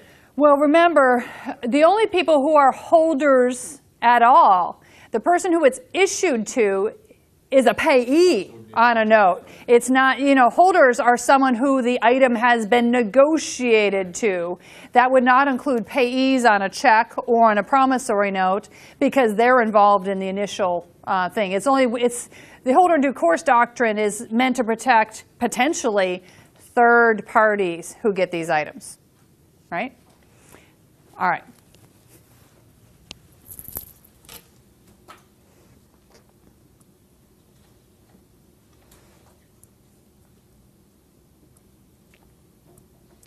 All right. Secured transactions. This is the topic that came up in July. The problem with secured transactions is it's a formalistic system. I think it is accessible, just like some of the rules of Article 3, if you can put it in mind of grandma's check and going to Publix, there's a reality about it. I think some of the rules of Article 9, or the whole structure of Article 9, is kind of similar to what we have in real estate. You know how if you have a real estate mortgage, you have to file the real estate mortgage in the real estate records? You guys all know that, right? Shake your heads. Yes? Okay.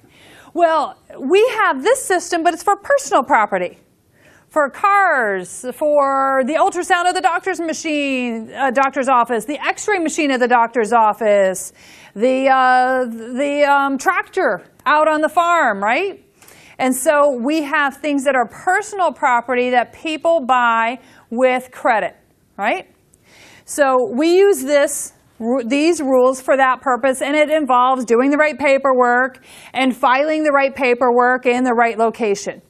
Sounds a little bit like what you guys do if it was a real estate, except we have a parallel system for Article 9. Okay, Article 9 also state law, it's also UCC. All right, so key topics. Remember we had key topics for Article 3? We have key topics for Article 9. We have to create a security interest.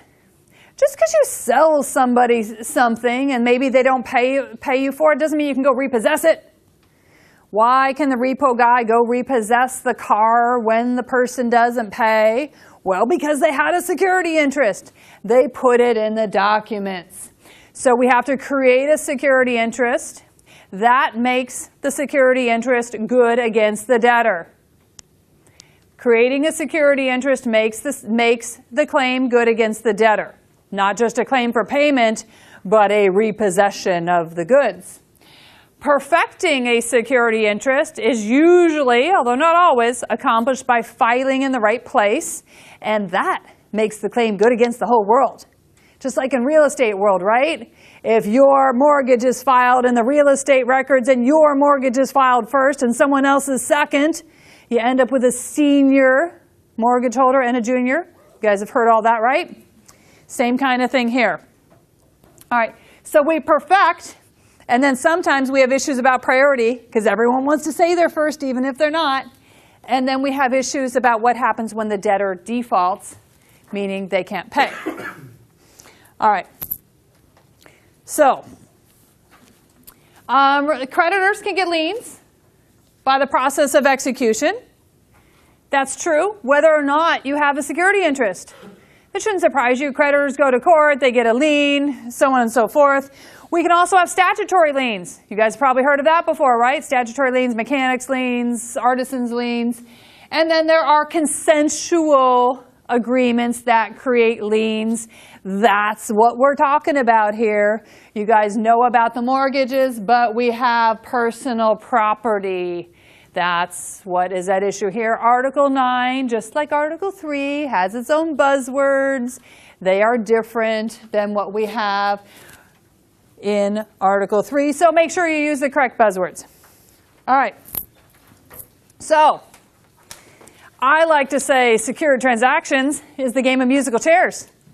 You all know the game. You probably played it as a child, meaning that there's a whole bunch of chairs, and basically everyone walks around, and what happens when the music stops? Yeah, you want to have a seat, but what happens to some people? They don't have a seat. Well, that would be pretty sad if you don't reserve yourself a seat. Well, the game of secured transactions, you actually reserve yourself a seat in advance. How great would that be? If kids could do that, my little boy Marshall, he'd be like so excited. I can win because I'll plan it out in advance and I'll have a seat, nobody else will. And that's the way the game of secured transaction works.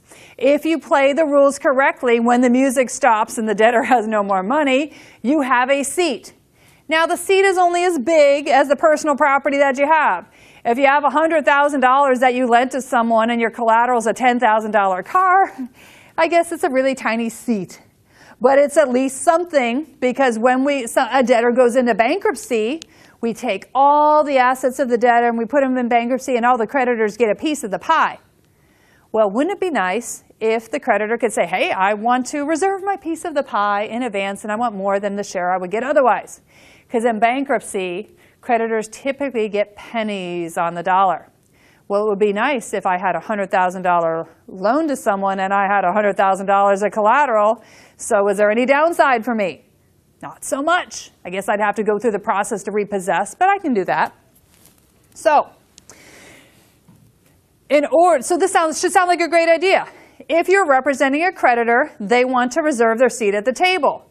Also, alternatively, there's a reason why car loan companies lend all kinds of people money for cars. It's because they know if the debtor can't pay, they can repossess the car. And so what we need to do is attach the security interest to the car. It's not just enough to loan someone money that they might use to buy a car. We're going to loan them money, and I guess we're going to attach our security interest to the car. So how do you do this? This came up on the Florida bar exam. If secured transactions come up, this is almost always what comes up, with a whole bunch of variations. But remember, in order to have a dispute about who goes first, you have to have people who have interests. And so what tends to happen is you have to march through, somebody has an interest, somebody else has an interest, who wins in a battle between the two, all right? So 3 requirements generally in order to create a security interest. Oh, did you see that? How about this? 7 elements of negotiability, 3 elements for a holder in due course, and generally 3 for creation of a security interest. This is why this stuff gets tested, because it's easy for people who are grading it to see, oh, did you have 7 things? Oh, did you have 3 things? And did you have 3 of these kinds of things? And that way there'll be points allocated for talking about each of the 3. And if there's 3, how many should talk about? 3. For crying out loud, 3. We can all count to 3. All right, so what we're talking about here is the lender must give some value, the debt, the loan. The debtor has to have rights in the collateral, meaning I can't loan you money and as collateral, you give Mr. Mitten's house. It doesn't work that way. So it has to be something that's yours. You cannot create a security interest for me, in favor of me, for a Mitten's house or Mitten's car. Whatever he has of value. Or his bank accounts. You know, so you see where I'm going? No, you can only make a security interest in something that's yours. So debtor has to have rights in the collateral. And normally, I'm going to show you the variation on this that came up in Florida last time. Most instances, we will see a security agreement created that is authenticated, meaning we're looking for a written signed document. So in the ordinary case, 3 things: value, rights to the collateral, and authenticated security agreement, meaning a signed writing. In most instances, they'll march you straight through those 3 things. But the alternative, and this is part of what came up in Florida, sometimes people don't do the written security agreement, and so this 3rd category here, we can actually have a substitution. And this is, we had all 3 on one of the creditors on the July exam. But the other creditor didn't have all 3. Had 2 of them, but the other possibility is the creditor has possession of the collateral, if we still have the other 2, possession of the collateral, by a security agreement. You notice it just says by a security agreement. It doesn't say authenticated, does it? Which means the debtor and the creditor could have an oral agreement. I'm going to loan you money. I'm going to take a security interest in your tractor, and I'm going to take it to my farm and keep it. I would have possession, right? And we would have orally agreed to the security interest, so we would have an oral security agreement. It wouldn't qualify for this, would it?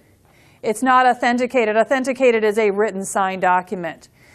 So if you don't have a written signed document, it might sound in your ear that you don't have a security interest, but you have to look for 2 alternatives, one of which came up in Florida last summer.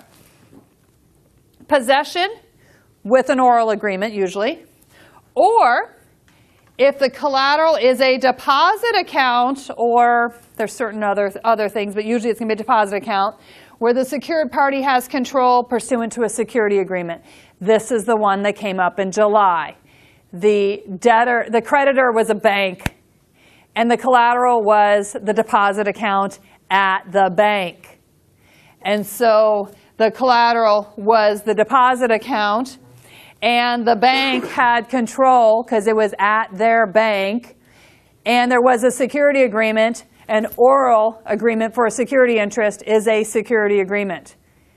Not authenticated, it's not going to qualify up there, but look for either you have to have the writing, or look for the possession or control of a deposit account. Could satisfy the 3rd prong of creating a security interest. This one is important. If you get out of the gate on an Article 9 problem with just saying, usually there'll be 2 lenders, Lender 1 has a security interest, lender 2 has a security interest or not, because maybe one of them messes it up. You know, I guess you could have someone who doesn't have control or possession and they have an oral security agreement. It wouldn't be good, would it?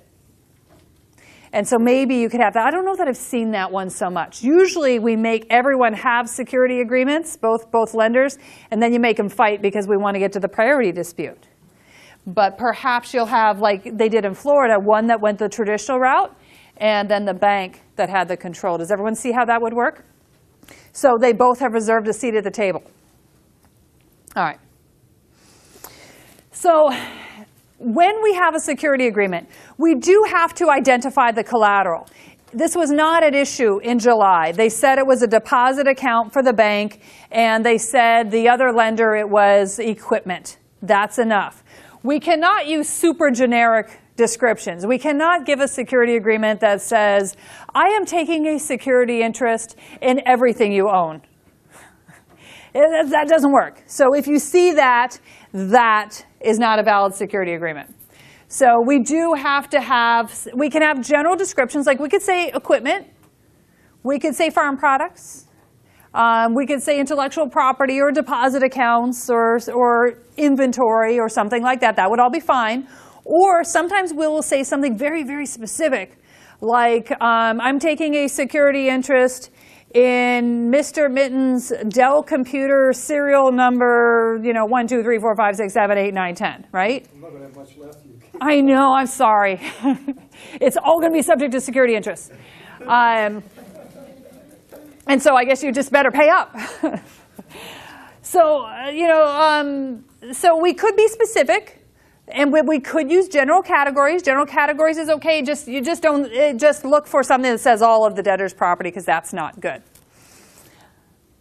So that would be like a clause in an agreement, but that would not even be a proper agreement. If it said all debtors' assets, yeah, that's not going to be a security. It's not. You can do it, but it's not going to have any effect. So the other thing that we saw in Florida was sometimes we will have an interest that actually says, and it did in the Florida one, equipment now and hereafter acquired. Because sometimes we want equipment you have now and equipment you have later. And the issue in the Florida one is we had a lender that took a security interest in equipment, and we had a lender that took a security interest in the bank account, but then the debtor took some of the money from the bank account and bought equipment. And the question was, who owned that paver?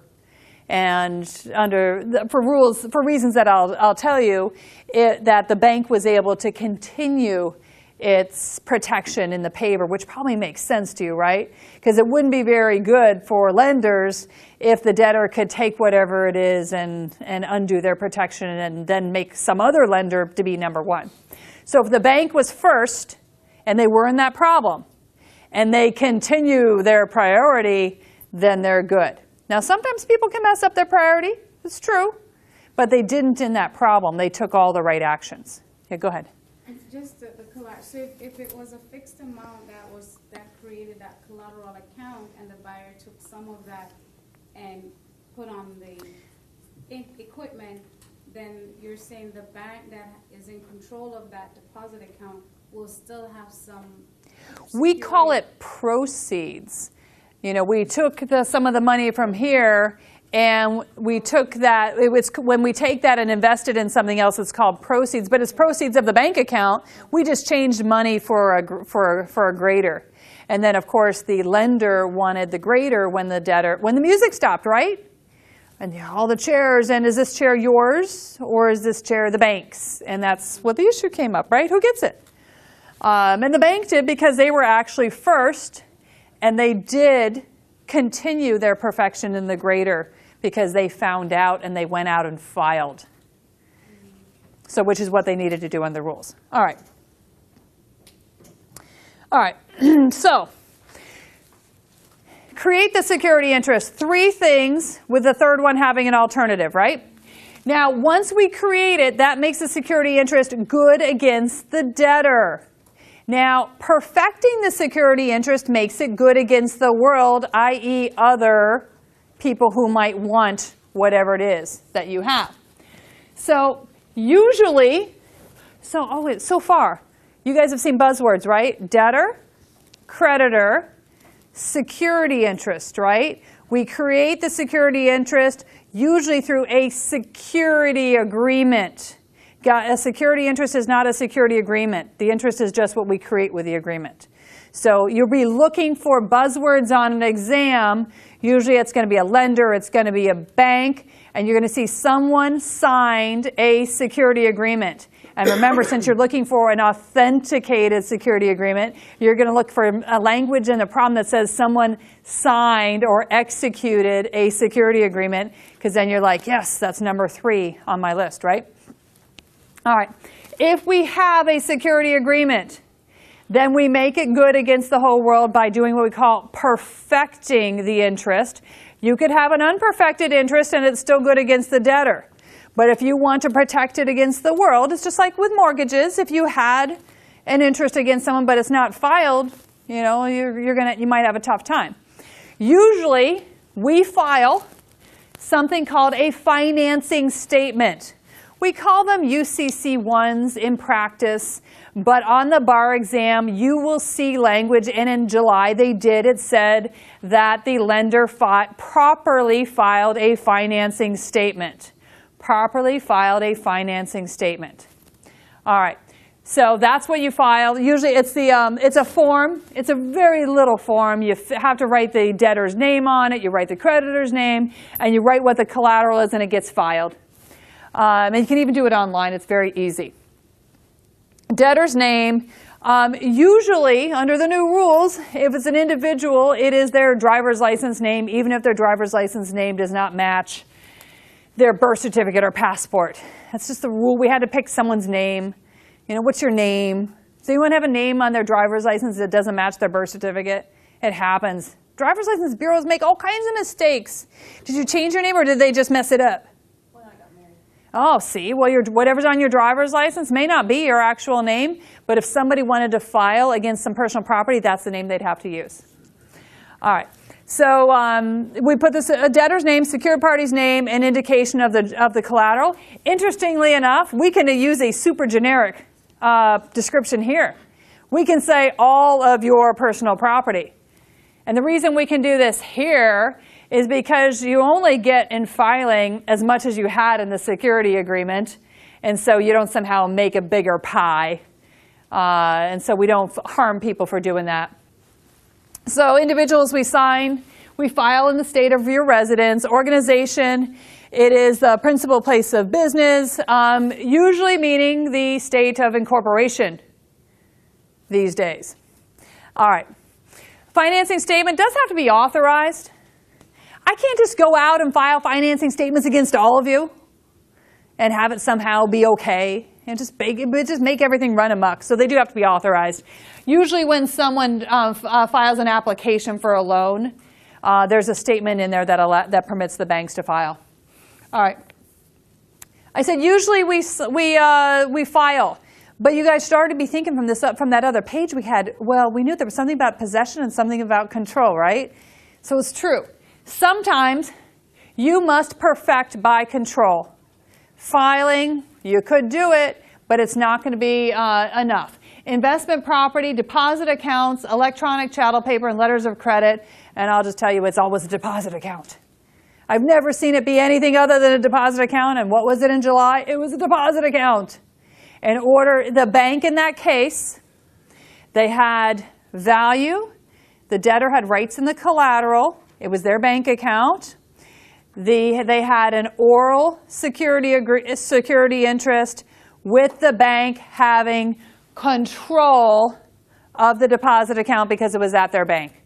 So you had a valid security interest which was perfected by control.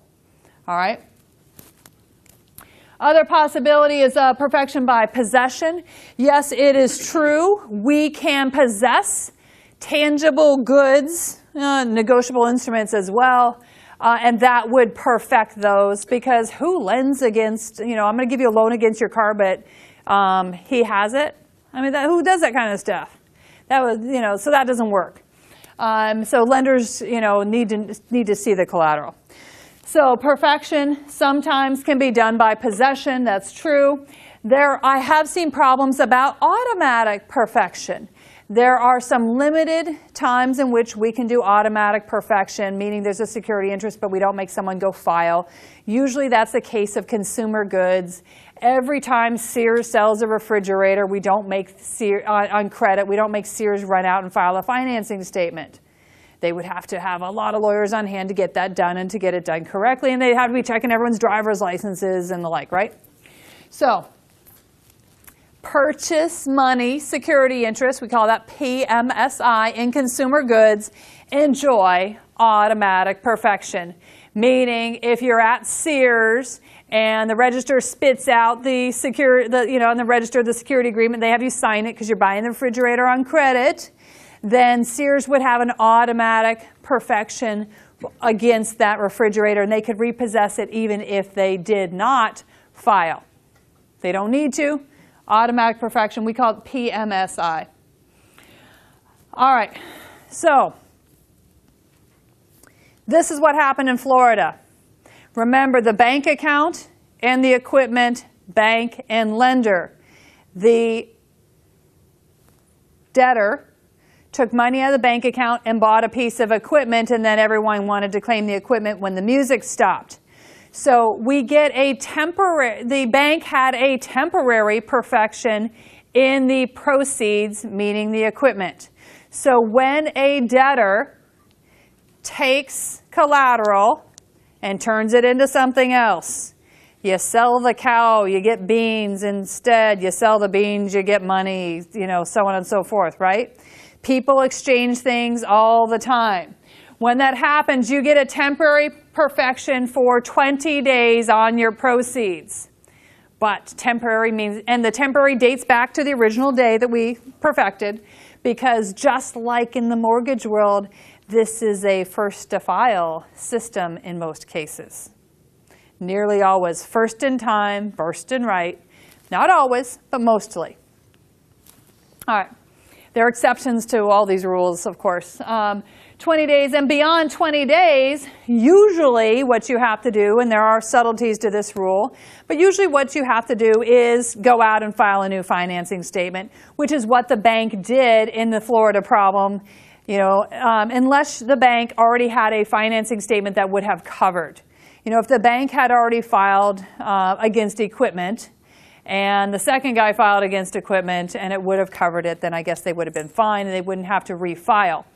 But in our case, it was control of a deposit account, so there wasn't a financing statement. But for equipment, you either have to possess it or you have to file. So in the Florida problem, they went out and filed within the 20 days, and so they were able to continue their priority and beat out the other lender. Kind of clever, right? Two lenders, both with perfected security interests. You throw in some proceeds, and you have a bank that does everything correct. Now, if the bank had not filed, then after on the 21st day, they become unperfected for the proceeds, which would have meant that the other lender would have now been number one in line, and they would have been number two. They still they have a security interest, it just becomes unperfected, which means they lose their priority. All right.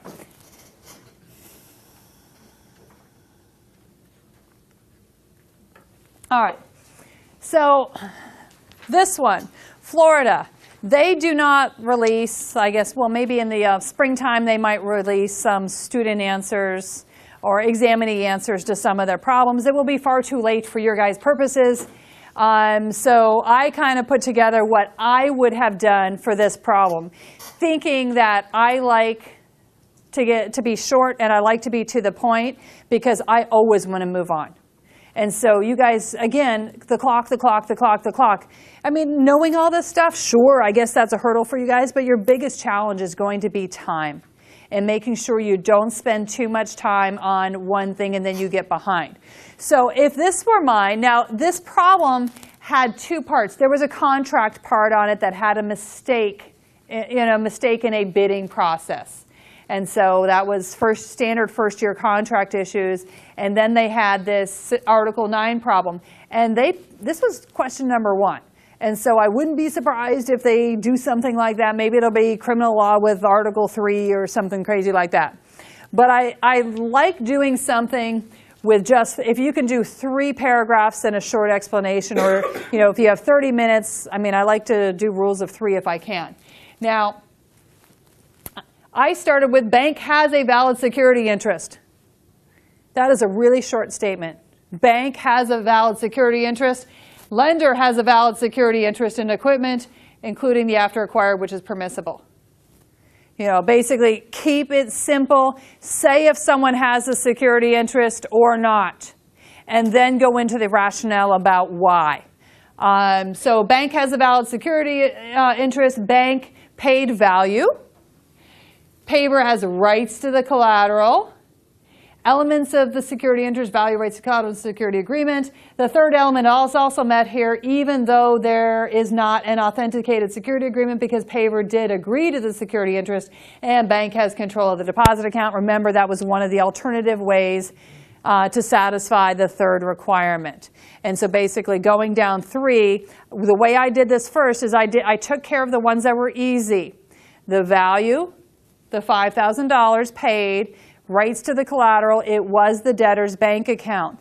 That then only left the third element of creating a security interest left, which means either you're looking for that security agreement or you're looking for an alternative. And in this problem, it was an alternative. It was a bank account where they had an oral agreement and the bank had control of the deposit account because it was at their bank. Banks who have, if it's a bank account that's at the bank has control over it. On the other one, it was the lender part. This was the straight up one. The value, $10,000 is what the lender gave. Rights, the debtor owned the equipment, and an authenticated security agreement. It actually said in the problem that the debtor signed the agreement. That's enough. The facts were very simple. They just wanted you to really, in almost 1 or 2 sentences, go through the 3 elements on this. Lender perfected the security interest by filing the financing statement, which is the ordinary method to protect a security interest in goods. You see how I used all the buzzwords? Lender perfected its interest by filing the financing statement. Use the buzzwords. Usually you'll have one of these, and you might have 2 of these, someone who came later and it's just who came first kind of thing. Or you'll have an alternative like this. And then when it came to priority, once we say they have a security interest and perfected, they have a security interest and they perfected, then we've got to decide who wins. And so basically I did 1 paragraph for each creditor, and then I did 1 paragraph for the priority battle. Bank, and again I started with a conclusion, bank has priority in the greater over the security interest of the lender because the security interest attached on 7/1, the first date. First in time, first in right. The lender's security interest did not attach until 8/1. Under the first to file or perfect rule, bank perfected its security interest first. This would be true for the greater, which was proceeds of the deposit account. Since bank filed a financing statement within 21 days, the security interest continued. So first in time, first in right, and so long as someone continues. There's all kinds of rules under Article 9 that you guys could be asked about, and I mean, I don't have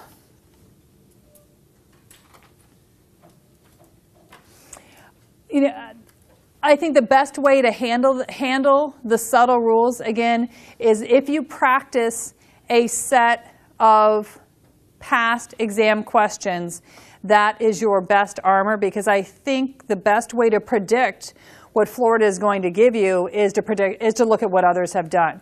It doesn't mean you have to write every problem that's out there. Doing a problem and writing in full a problem are not the same thing. Now, I do recommend you guys write at, probably 2 Article 3 and 2 Article 9. And whichever one you like better, send to me and I'll review. Or if you want me to review both of them, it's fine. But you should practice more than that. That will help you to learn some of these subtle rules. There's a problem I put in here. It's from the New York bar exam. It's Bob's bedroom, and it's basically, remember I said consumer goods like Sears. There's a automatic perfection, purchase money security interest. That was what was at issue in this case.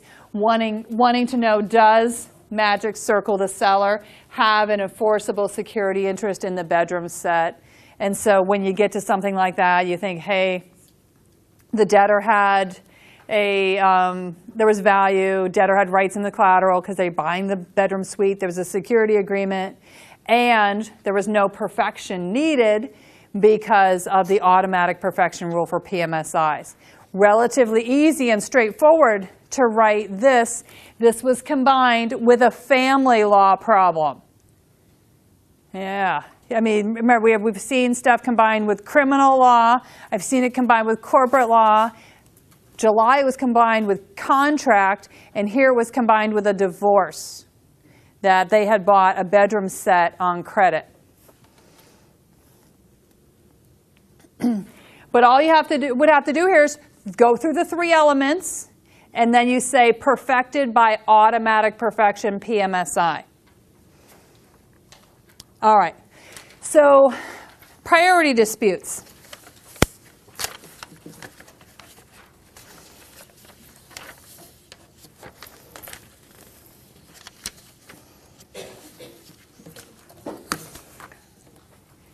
Remember I said, what did I say we were going to talk about? Creation of security interest, that's your 3. Perfection, filing, possession, or control. Those are, or I guess automatic, right? Sometimes automatic. And then once we find creditors, if you have 2 that want whatever it is, then you have the priority battle. And so there are a lot of rules for the priority battles. I've tried to put the rules up here, but you guys should see there's a lot of them. Now, general rule.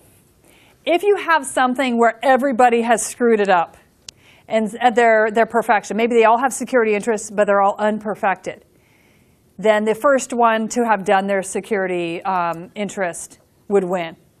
Because we always say first to file or perfect if we can. But if we don't have that, the first one to attach their security interest would be enough if that's all you have. It is a first-in-time type of system.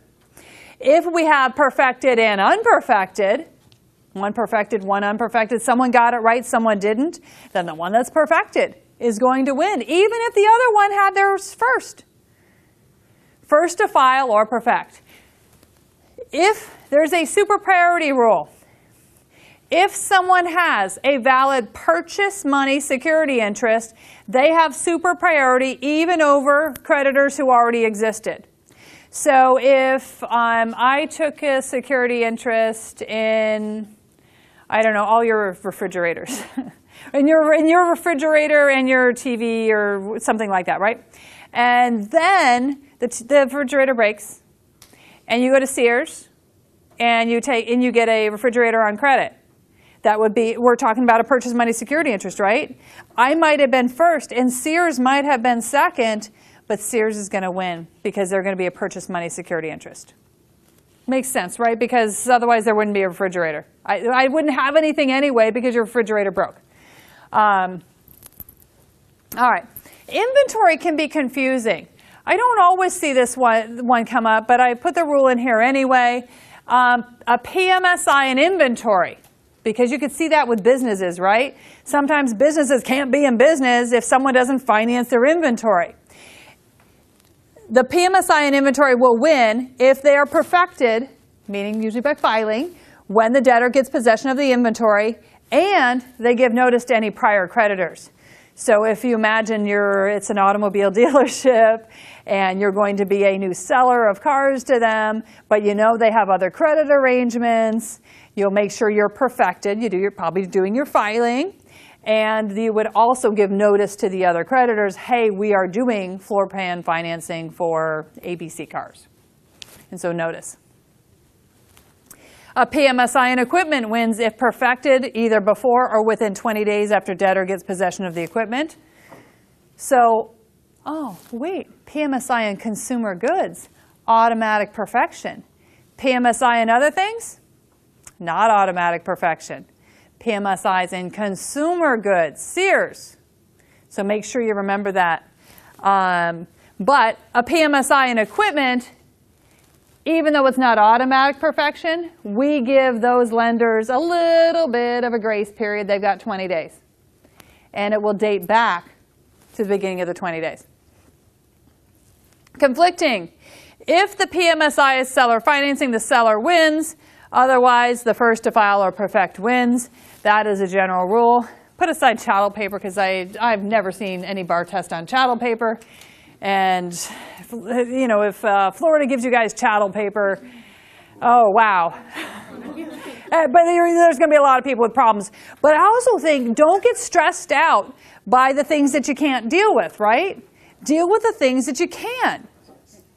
And so, and don't focus on that. If you can only write 2 of the 3 paragraphs and you don't know what the answer is on the third, maybe it's the priority battle, then you just do the best you can. But write the ones that you know first, and skip over the rest. All right. So sometimes we have people buying things.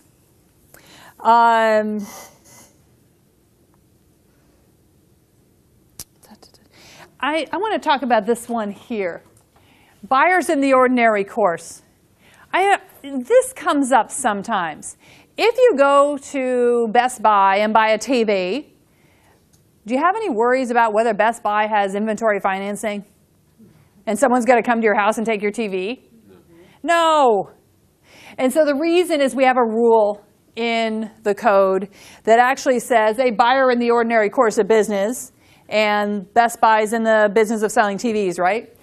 They would take free, even if the other lender was perfected, if they buy in the ordinary course, goods of that kind. And we know that it doesn't violate the secured party rights, but the buyer could know about the security agreement. So even if I knew that Best Buy might have some inventory financing, I still take free of those rights because I'm buying a TV, and that's what they do. Consumer-to-consumer sales. Yard sales. You're buying something on Craigslist. The buyer takes free even if the security interest was perfected. This is like the garage sale, the yard sale type of exception. As long as you have no knowledge of the security interest, you give value. It's consumer goods and before the secured party files. Interesting, though, because this is secured, this is consumer.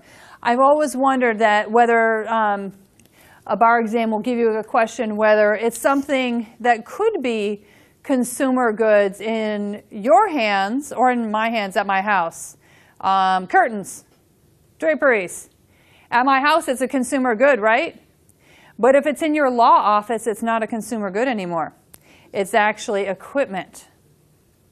I know you don't think of it that way. You always think curtains are somehow, I guess, a consumer good. But the consumer goods and draperies in the hands of me is a consumer good. Draperies at the hand of your office is not a consumer good. It's actually equipment. And so if you went out and decided to go furnish your new law office with used things you bought off of Craigslist, and there was security interest that that person had, I guess the lender could come and take it from you. Because I know, isn't that terrible? You think you should be able to go buy those things. But you guys are clever. You're going to go on the UCC records if you buy anything expensive, and you would do the search, right? I was like maybe someone's selling their, maybe a senior attorney selling their law books because they're retiring. I'd be looking it up before I bought all those books. Make sure there's not a security interest, because otherwise a lender could come take those from you because they'd have priority. Because it's not a consumer to consumer, right? It might seem like it is, but it's not. Yeah, did you have a question? Yeah, like in that hypo, wouldn't the first 2 elements negate it completely because there's like the no knowledge and gives value? So if I'm buying it as equipment, but I give you the value like in a garage sale. Well, but I give you value. It doesn't have to be like who knows what something's worth. I might pay $500 for all your law books. That's still value. And I don't know of any security interest. It's fine. And most time when you buy something at a garage sale, I mean, people buy stuff for cheap a garage sale or used, or, I mean, I bought a piano for my kids on Craigslist when I lived in Oregon, and it was fine, but it was consumer to consumer, right? I'm not a pianist. My kids aren't professional piano players. So consumer to consumer is fine. I didn't know about any security interest, so if she had one, don't know. I did pay her for it. Used piano, consumer goods, right? And before the secured party filed, I hope they didn't file because I brought the piano here to Florida. Yeah, they would, wouldn't they? So, but this is what we call it the garage sale exception. Now, of course, these days it's probably the Craigslist exception or the eBay exception, but the same kind of thing, right? Consumer to consumer sales are the only ones that are covered by that exception, though. I like this exception and the buyers in the ordinary course. Those are ones that you certainly could see coming up. Lien creditors. The Article 9 covers lien creditors as well. Lien creditors being not just Article 9 lien creditors, but we could have a bankruptcy trustee as a lien creditor. We could have, in fact, bankruptcy trustee is the quintessential, lien creditor. We could also have people who file liens because they want to reduce a judgment, right? If we had a lien creditor, they would be unsecured. Think again to the game of musical chairs. Lien creditor beats unsecured, but not secured. The prior secured will win even against the bankruptcy trustee. Much to the bankruptcy trustee's chagrin, they may find that a bunch of these chairs are already filled with people's butts in them. Yeah. Today we had for our secured interest, it was a mechanic who worked on a car. I know, mechanic's lien. And then the guy also owed money to a bank. Oh yeah, and so what'd they do with it? So the instructor said it was the mechanic's lien had priority over the bank. Yeah, let's see, you've got, but that's going to be based upon probably a special rule, though. Is that what they said? Yeah, statutory. So you're going to have a special rule that protects artisans' liens, that creates them and gives them super priority. Not subject to the ordinary rule, but statutory rule. That doesn't surprise me. But a lien creditor would beat an unsecured creditor in every case, but the quintessential lien creditor that we often talk about is a bankruptcy trustee. And the bankruptcy trustee, unlike your mechanic, would beat out an unsecured but not a secured. But you're looking at a statutory nuance, and that would work. Here we go. In bankruptcy, perfected secured creditors beat the trustee in bankruptcy. Unperfected security creditors lose to the trustee in bankruptcy. That's all about the seat. And how good is your seat? You might think you have your butt in the seat until the bankruptcy trustee comes along and boots you out if you did not properly perfect your security interest. I could see, like with a deposit account, them giving you a deposit account, but somebody filed instead of taking control over it, or an investment account, and that wouldn't be perfected. And so that person would not have the priority. Something silly like that. So, priority basics. So, Texas bar exam, July 2010. I like to call this one computer craziness. And so this is a seller, George, and he sells several different computers, and so we've got different transactions. So George financed his inventory. Remember I said there were some special rules for inventory financing. Ram Bank has a security interest in current and after acquired inventory, and if you are a seller of computers, your inventory would probably be the computers, right? The bank properly filed a financing statement with the Texas Secretary of State. I like the setup, and you should watch for these kinds of setups, where somebody says, security interest, what it's in, financing statement. And once we get to that, we know that someone has created and they have perfected. Now, George orders 5 laptops from Archway, agreeing to pay for them in 60 days. Oh, that sounds like a loan to me. George signs a security agreement, another buzzword, giving Archway a security interest in the 5 computers. Archway files a proper financing statement with the Secretary of State prior to delivering the computers. George sells one of the computers to Wilson. Wilson paid for the computer with a check. But he hasn't deposited the check. Oh, that sounds to me like proceeds. A computer has now turned into a check, right? All right, who has the superior interest in? And the way they did this is they gave you a list of the potential things that somebody might claim. The 4 Archway computers, the Archway computer sold to Wilson, and the $2,000 check. So I could see them giving you something like this because that's a fairly typical business transaction, right? Business has a loan, they do some inventory financing, and we hope that they're selling their products so they remain in business. So 2-lender problem, credit with RAM and the seller. All right, so how do you answer this problem? So among perfected security interests, the general rule is the first interest to be filed or perfected has priority. That's a good rule. Perfected when it's attached and the interest perfected. Perfection occurs. PMSI perfects when the interest attaches. This bunch of law. All right. So here, Ram Bank took a security interest in January in after acquired inventory and perfected by filing. That's the bank, right? Took the security interest, perfected. Sounds like we're good. Archway sold computers as inventory, taking the PMSI in computers and perfecting its interest. However, Archway did not give notice to bank. Remember, with the inventory financers, if you're coming second, you have to file and you have to give notice to the other creditors. This is a nice little rule that they tested in Texas, and I could see Florida testing this rule. Because that's a good rule, right? Where you have people that sound like they have done what they were supposed to, but they missed one little thing. And so let's see, Archway gave no notice, so it doesn't fit into the exception to the general rule. If Archway had given the bank notice, then Archway would have been first for those 5 computers. But since it didn't give notice, it's going to be second. Ram Bank has an interest in the after-acquired inventory. Ram Bank then has a superior interest because it was the first to file and perfect, and Archway did not give notice. This was at least respect to the ones still in inventory. That's how you would handle it. I know the people here, they gave a whole bunch of law. I might have tried to answer this in 1 paragraph, but that's the way I do this. 'Cause I would have been thinking, I've got 3 things to cover. 3 things, I like to keep it simple, 3 paragraphs. And I've just got to get the job done, and I've got to get all of the job done, right? And if I would be worried that if I write too long up here, that I might not get to this part, and this part's more important than this part, right? So I would have probably tried to work a little bit of my law in here and just gone straight to, I would have started with my conclusion. Ram Bank has a superior interest in the after-acquired inventory because the seller filed but didn't give notice. And then I would have gone into my explanation. All right. The computer sold to Wilson.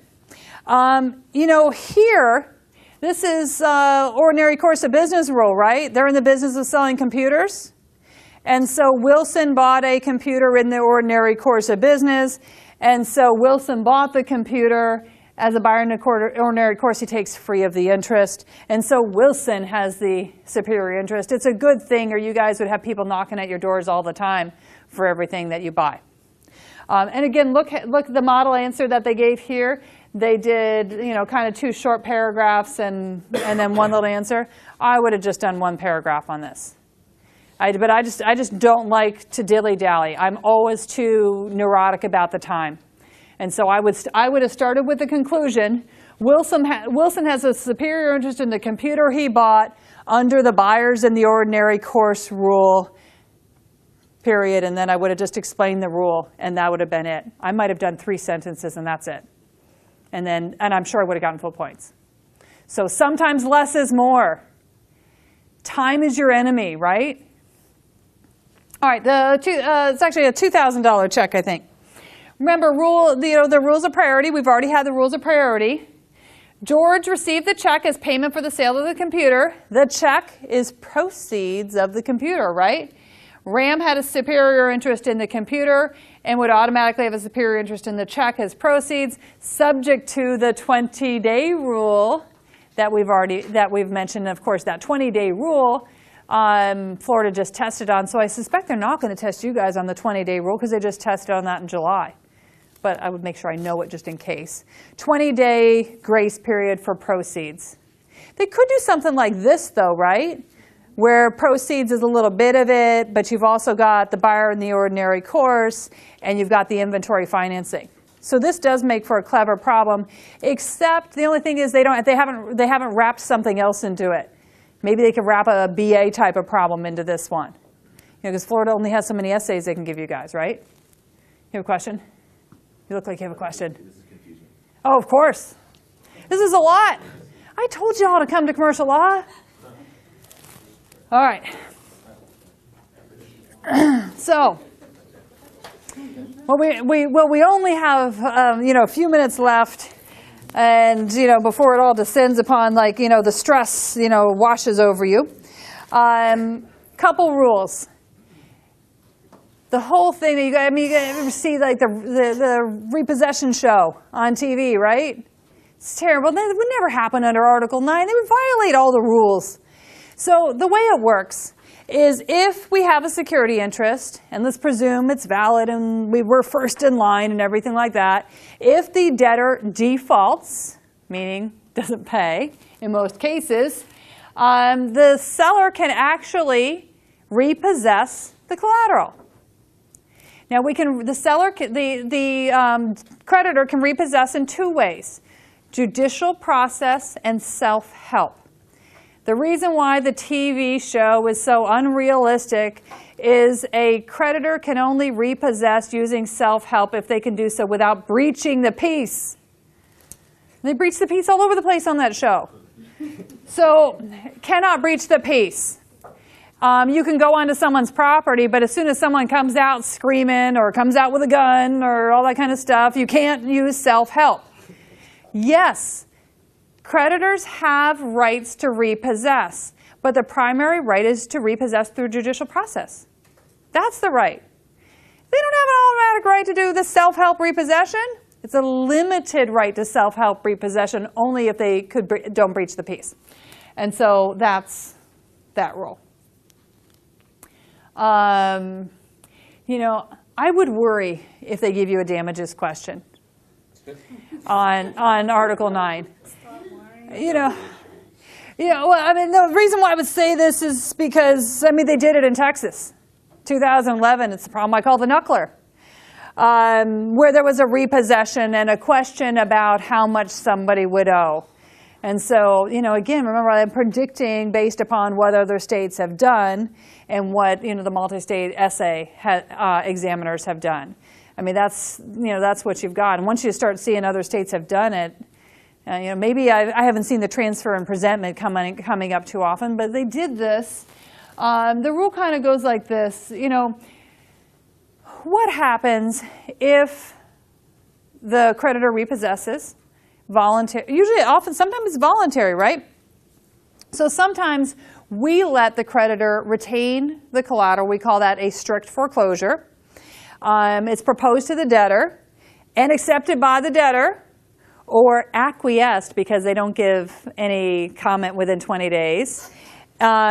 We say that is a complete satisfaction, meaning full satisfaction of the debt, but you cannot do this if it's consumer goods and the consumer has paid 60% of the debt. Because the concern there is that the collateral is worth more than the loan.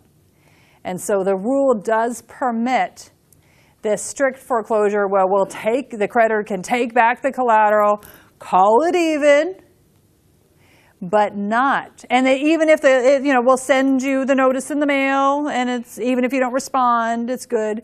You've acquiesced if you don't respond in 20 days. But the creditors cannot do that if it's consumer goods, and 60% of the loan has been paid. We can do partial satisfaction for non-consumer goods. Partial satisfaction of the debtor's liable for the balance, not allowed for consumer goods. All right, so let's see. Debtors have rights to redemption. Usually that means you can get the stuff back anytime before disposition by paying all of the obligations plus reasonable expenses. Secured parties, lenders who fail to comply with the code are liable for actual damages. Actual damages. So if you repossess someone's car, even if there was a default, but you breached the peace, that was breaking the code, right? Even if you could have repossessed through judicial process, and then you have breached the peace, you have taken someone's car, and then they get fired from work because they can't go to work, and then they can't get a job, and then their other car gets repossessed, their house, they lose their house or something like that.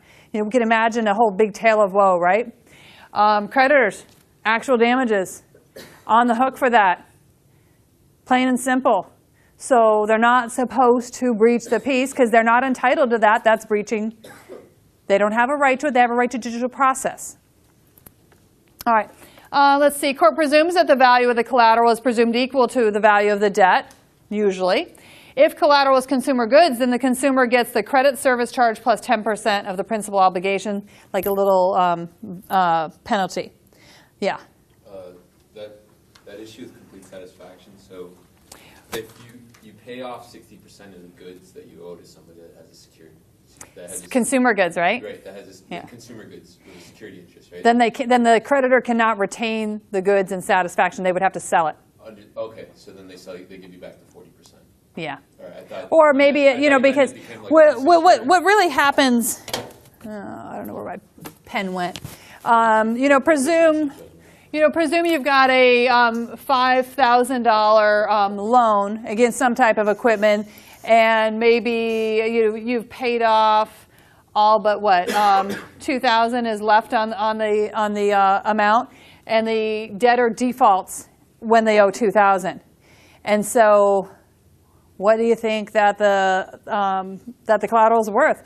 What if the collateral is worth $3,000? We don't want to encourage creditors to say, oh, we would think, the creditors are going to run out and start repossessing every time somebody gets to about 60% of the loan because they're going to suspect that the loan is now right side up and they can make $1,000 because what they're going to do is they're going to think, oh, the first day you're late, we're going to go repossess your car, and then we're going to send you one of these letters in the mail that maybe you won't respond to in 20 days, and then it's presumed satisfied and we make the money. And if you don't think that a creditor would do that, yes, they would. They're opportunistic. So yeah, I mean, that's why the rule's made to be that way. So, all right, the knuckler. Another Texas. Texas really likes their UCC questions. All right. So the way the knuckler works here is you've got Rip operating this mail order business, right, from home. He purchased two things. And so this is a nice little setup because you've got him with a business piece that he buys and him with buying something personal. So he buys the paper folding machine for 10 grand, 36 monthly payments. He gives them a note and a security agreement to secure the debt, i.e. security interest, right? Also, to help his son make the baseball team, he buys an automatic pitching machine for $5,000, and he's going to make 24 payments on that. And then July, his income drastically declined. He loses his best customer, and he doesn't pay the payments on the folding machine. He had made payments totaling $7,600, but he does not object when the lender repossesses the paper folding machine. And then creditors sent him a written proposal offering to accept the machine in full satisfaction of the debt. He doesn't respond. All right, so this is our setup here, right? He also missed the payments on the pitching machine. He tells them they can't afford the payments. They agree to take the paper pitching machine and partial satisfaction of the debt, but only if he agreed to pay $1,500 for the balance. He agreed. They put the agreement in writing, and then the creditor took the machine. Then, change of circumstances. Our debtor now has some money, and basically he wants to get his stuff back. And so, of course, the question is, can he get the stuff back? And the setup here, because this is a remedies question, right? 2 questions. First about the paper folding machine, a business equipment, right? And then the pitching machine, which is a consumer good, right? Remember, you can't do consumer goods and partial satisfaction, can you? All right. So let's talk about the paper folding machine. Basically, it was a PMSI. Here, the company repossessed, sent the required notice, and he did not object upon receiving the notice after more than 1 day, more than 20 days. So he has no right to redeem the the paper folding machine. Business, not consumer goods. So they could accept this here. On the other hand, the pitching machine, it's a consumer good, and they tried to strike a deal where the company would keep, not resell, but keep the collateral in full satisfaction of the debt. So PMSIs don't follow the same rules. If the buyer's paid more than 60%, he bought the machine in April, he's made only 3 payments, so he hasn't paid 60%. But if a secured party recovers and chooses to keep a consumer good instead of reselling it, then they have to take the goods in full satisfaction. That's about, are they keeping the goods in full satisfaction or partial, or are they reselling it? That's all about value. So in here, Knuckler requested partial satisfaction and asked him for more money, and they wanted to keep the goods. So he got a really bad deal here. It's not allowed, even though they signed the agreement.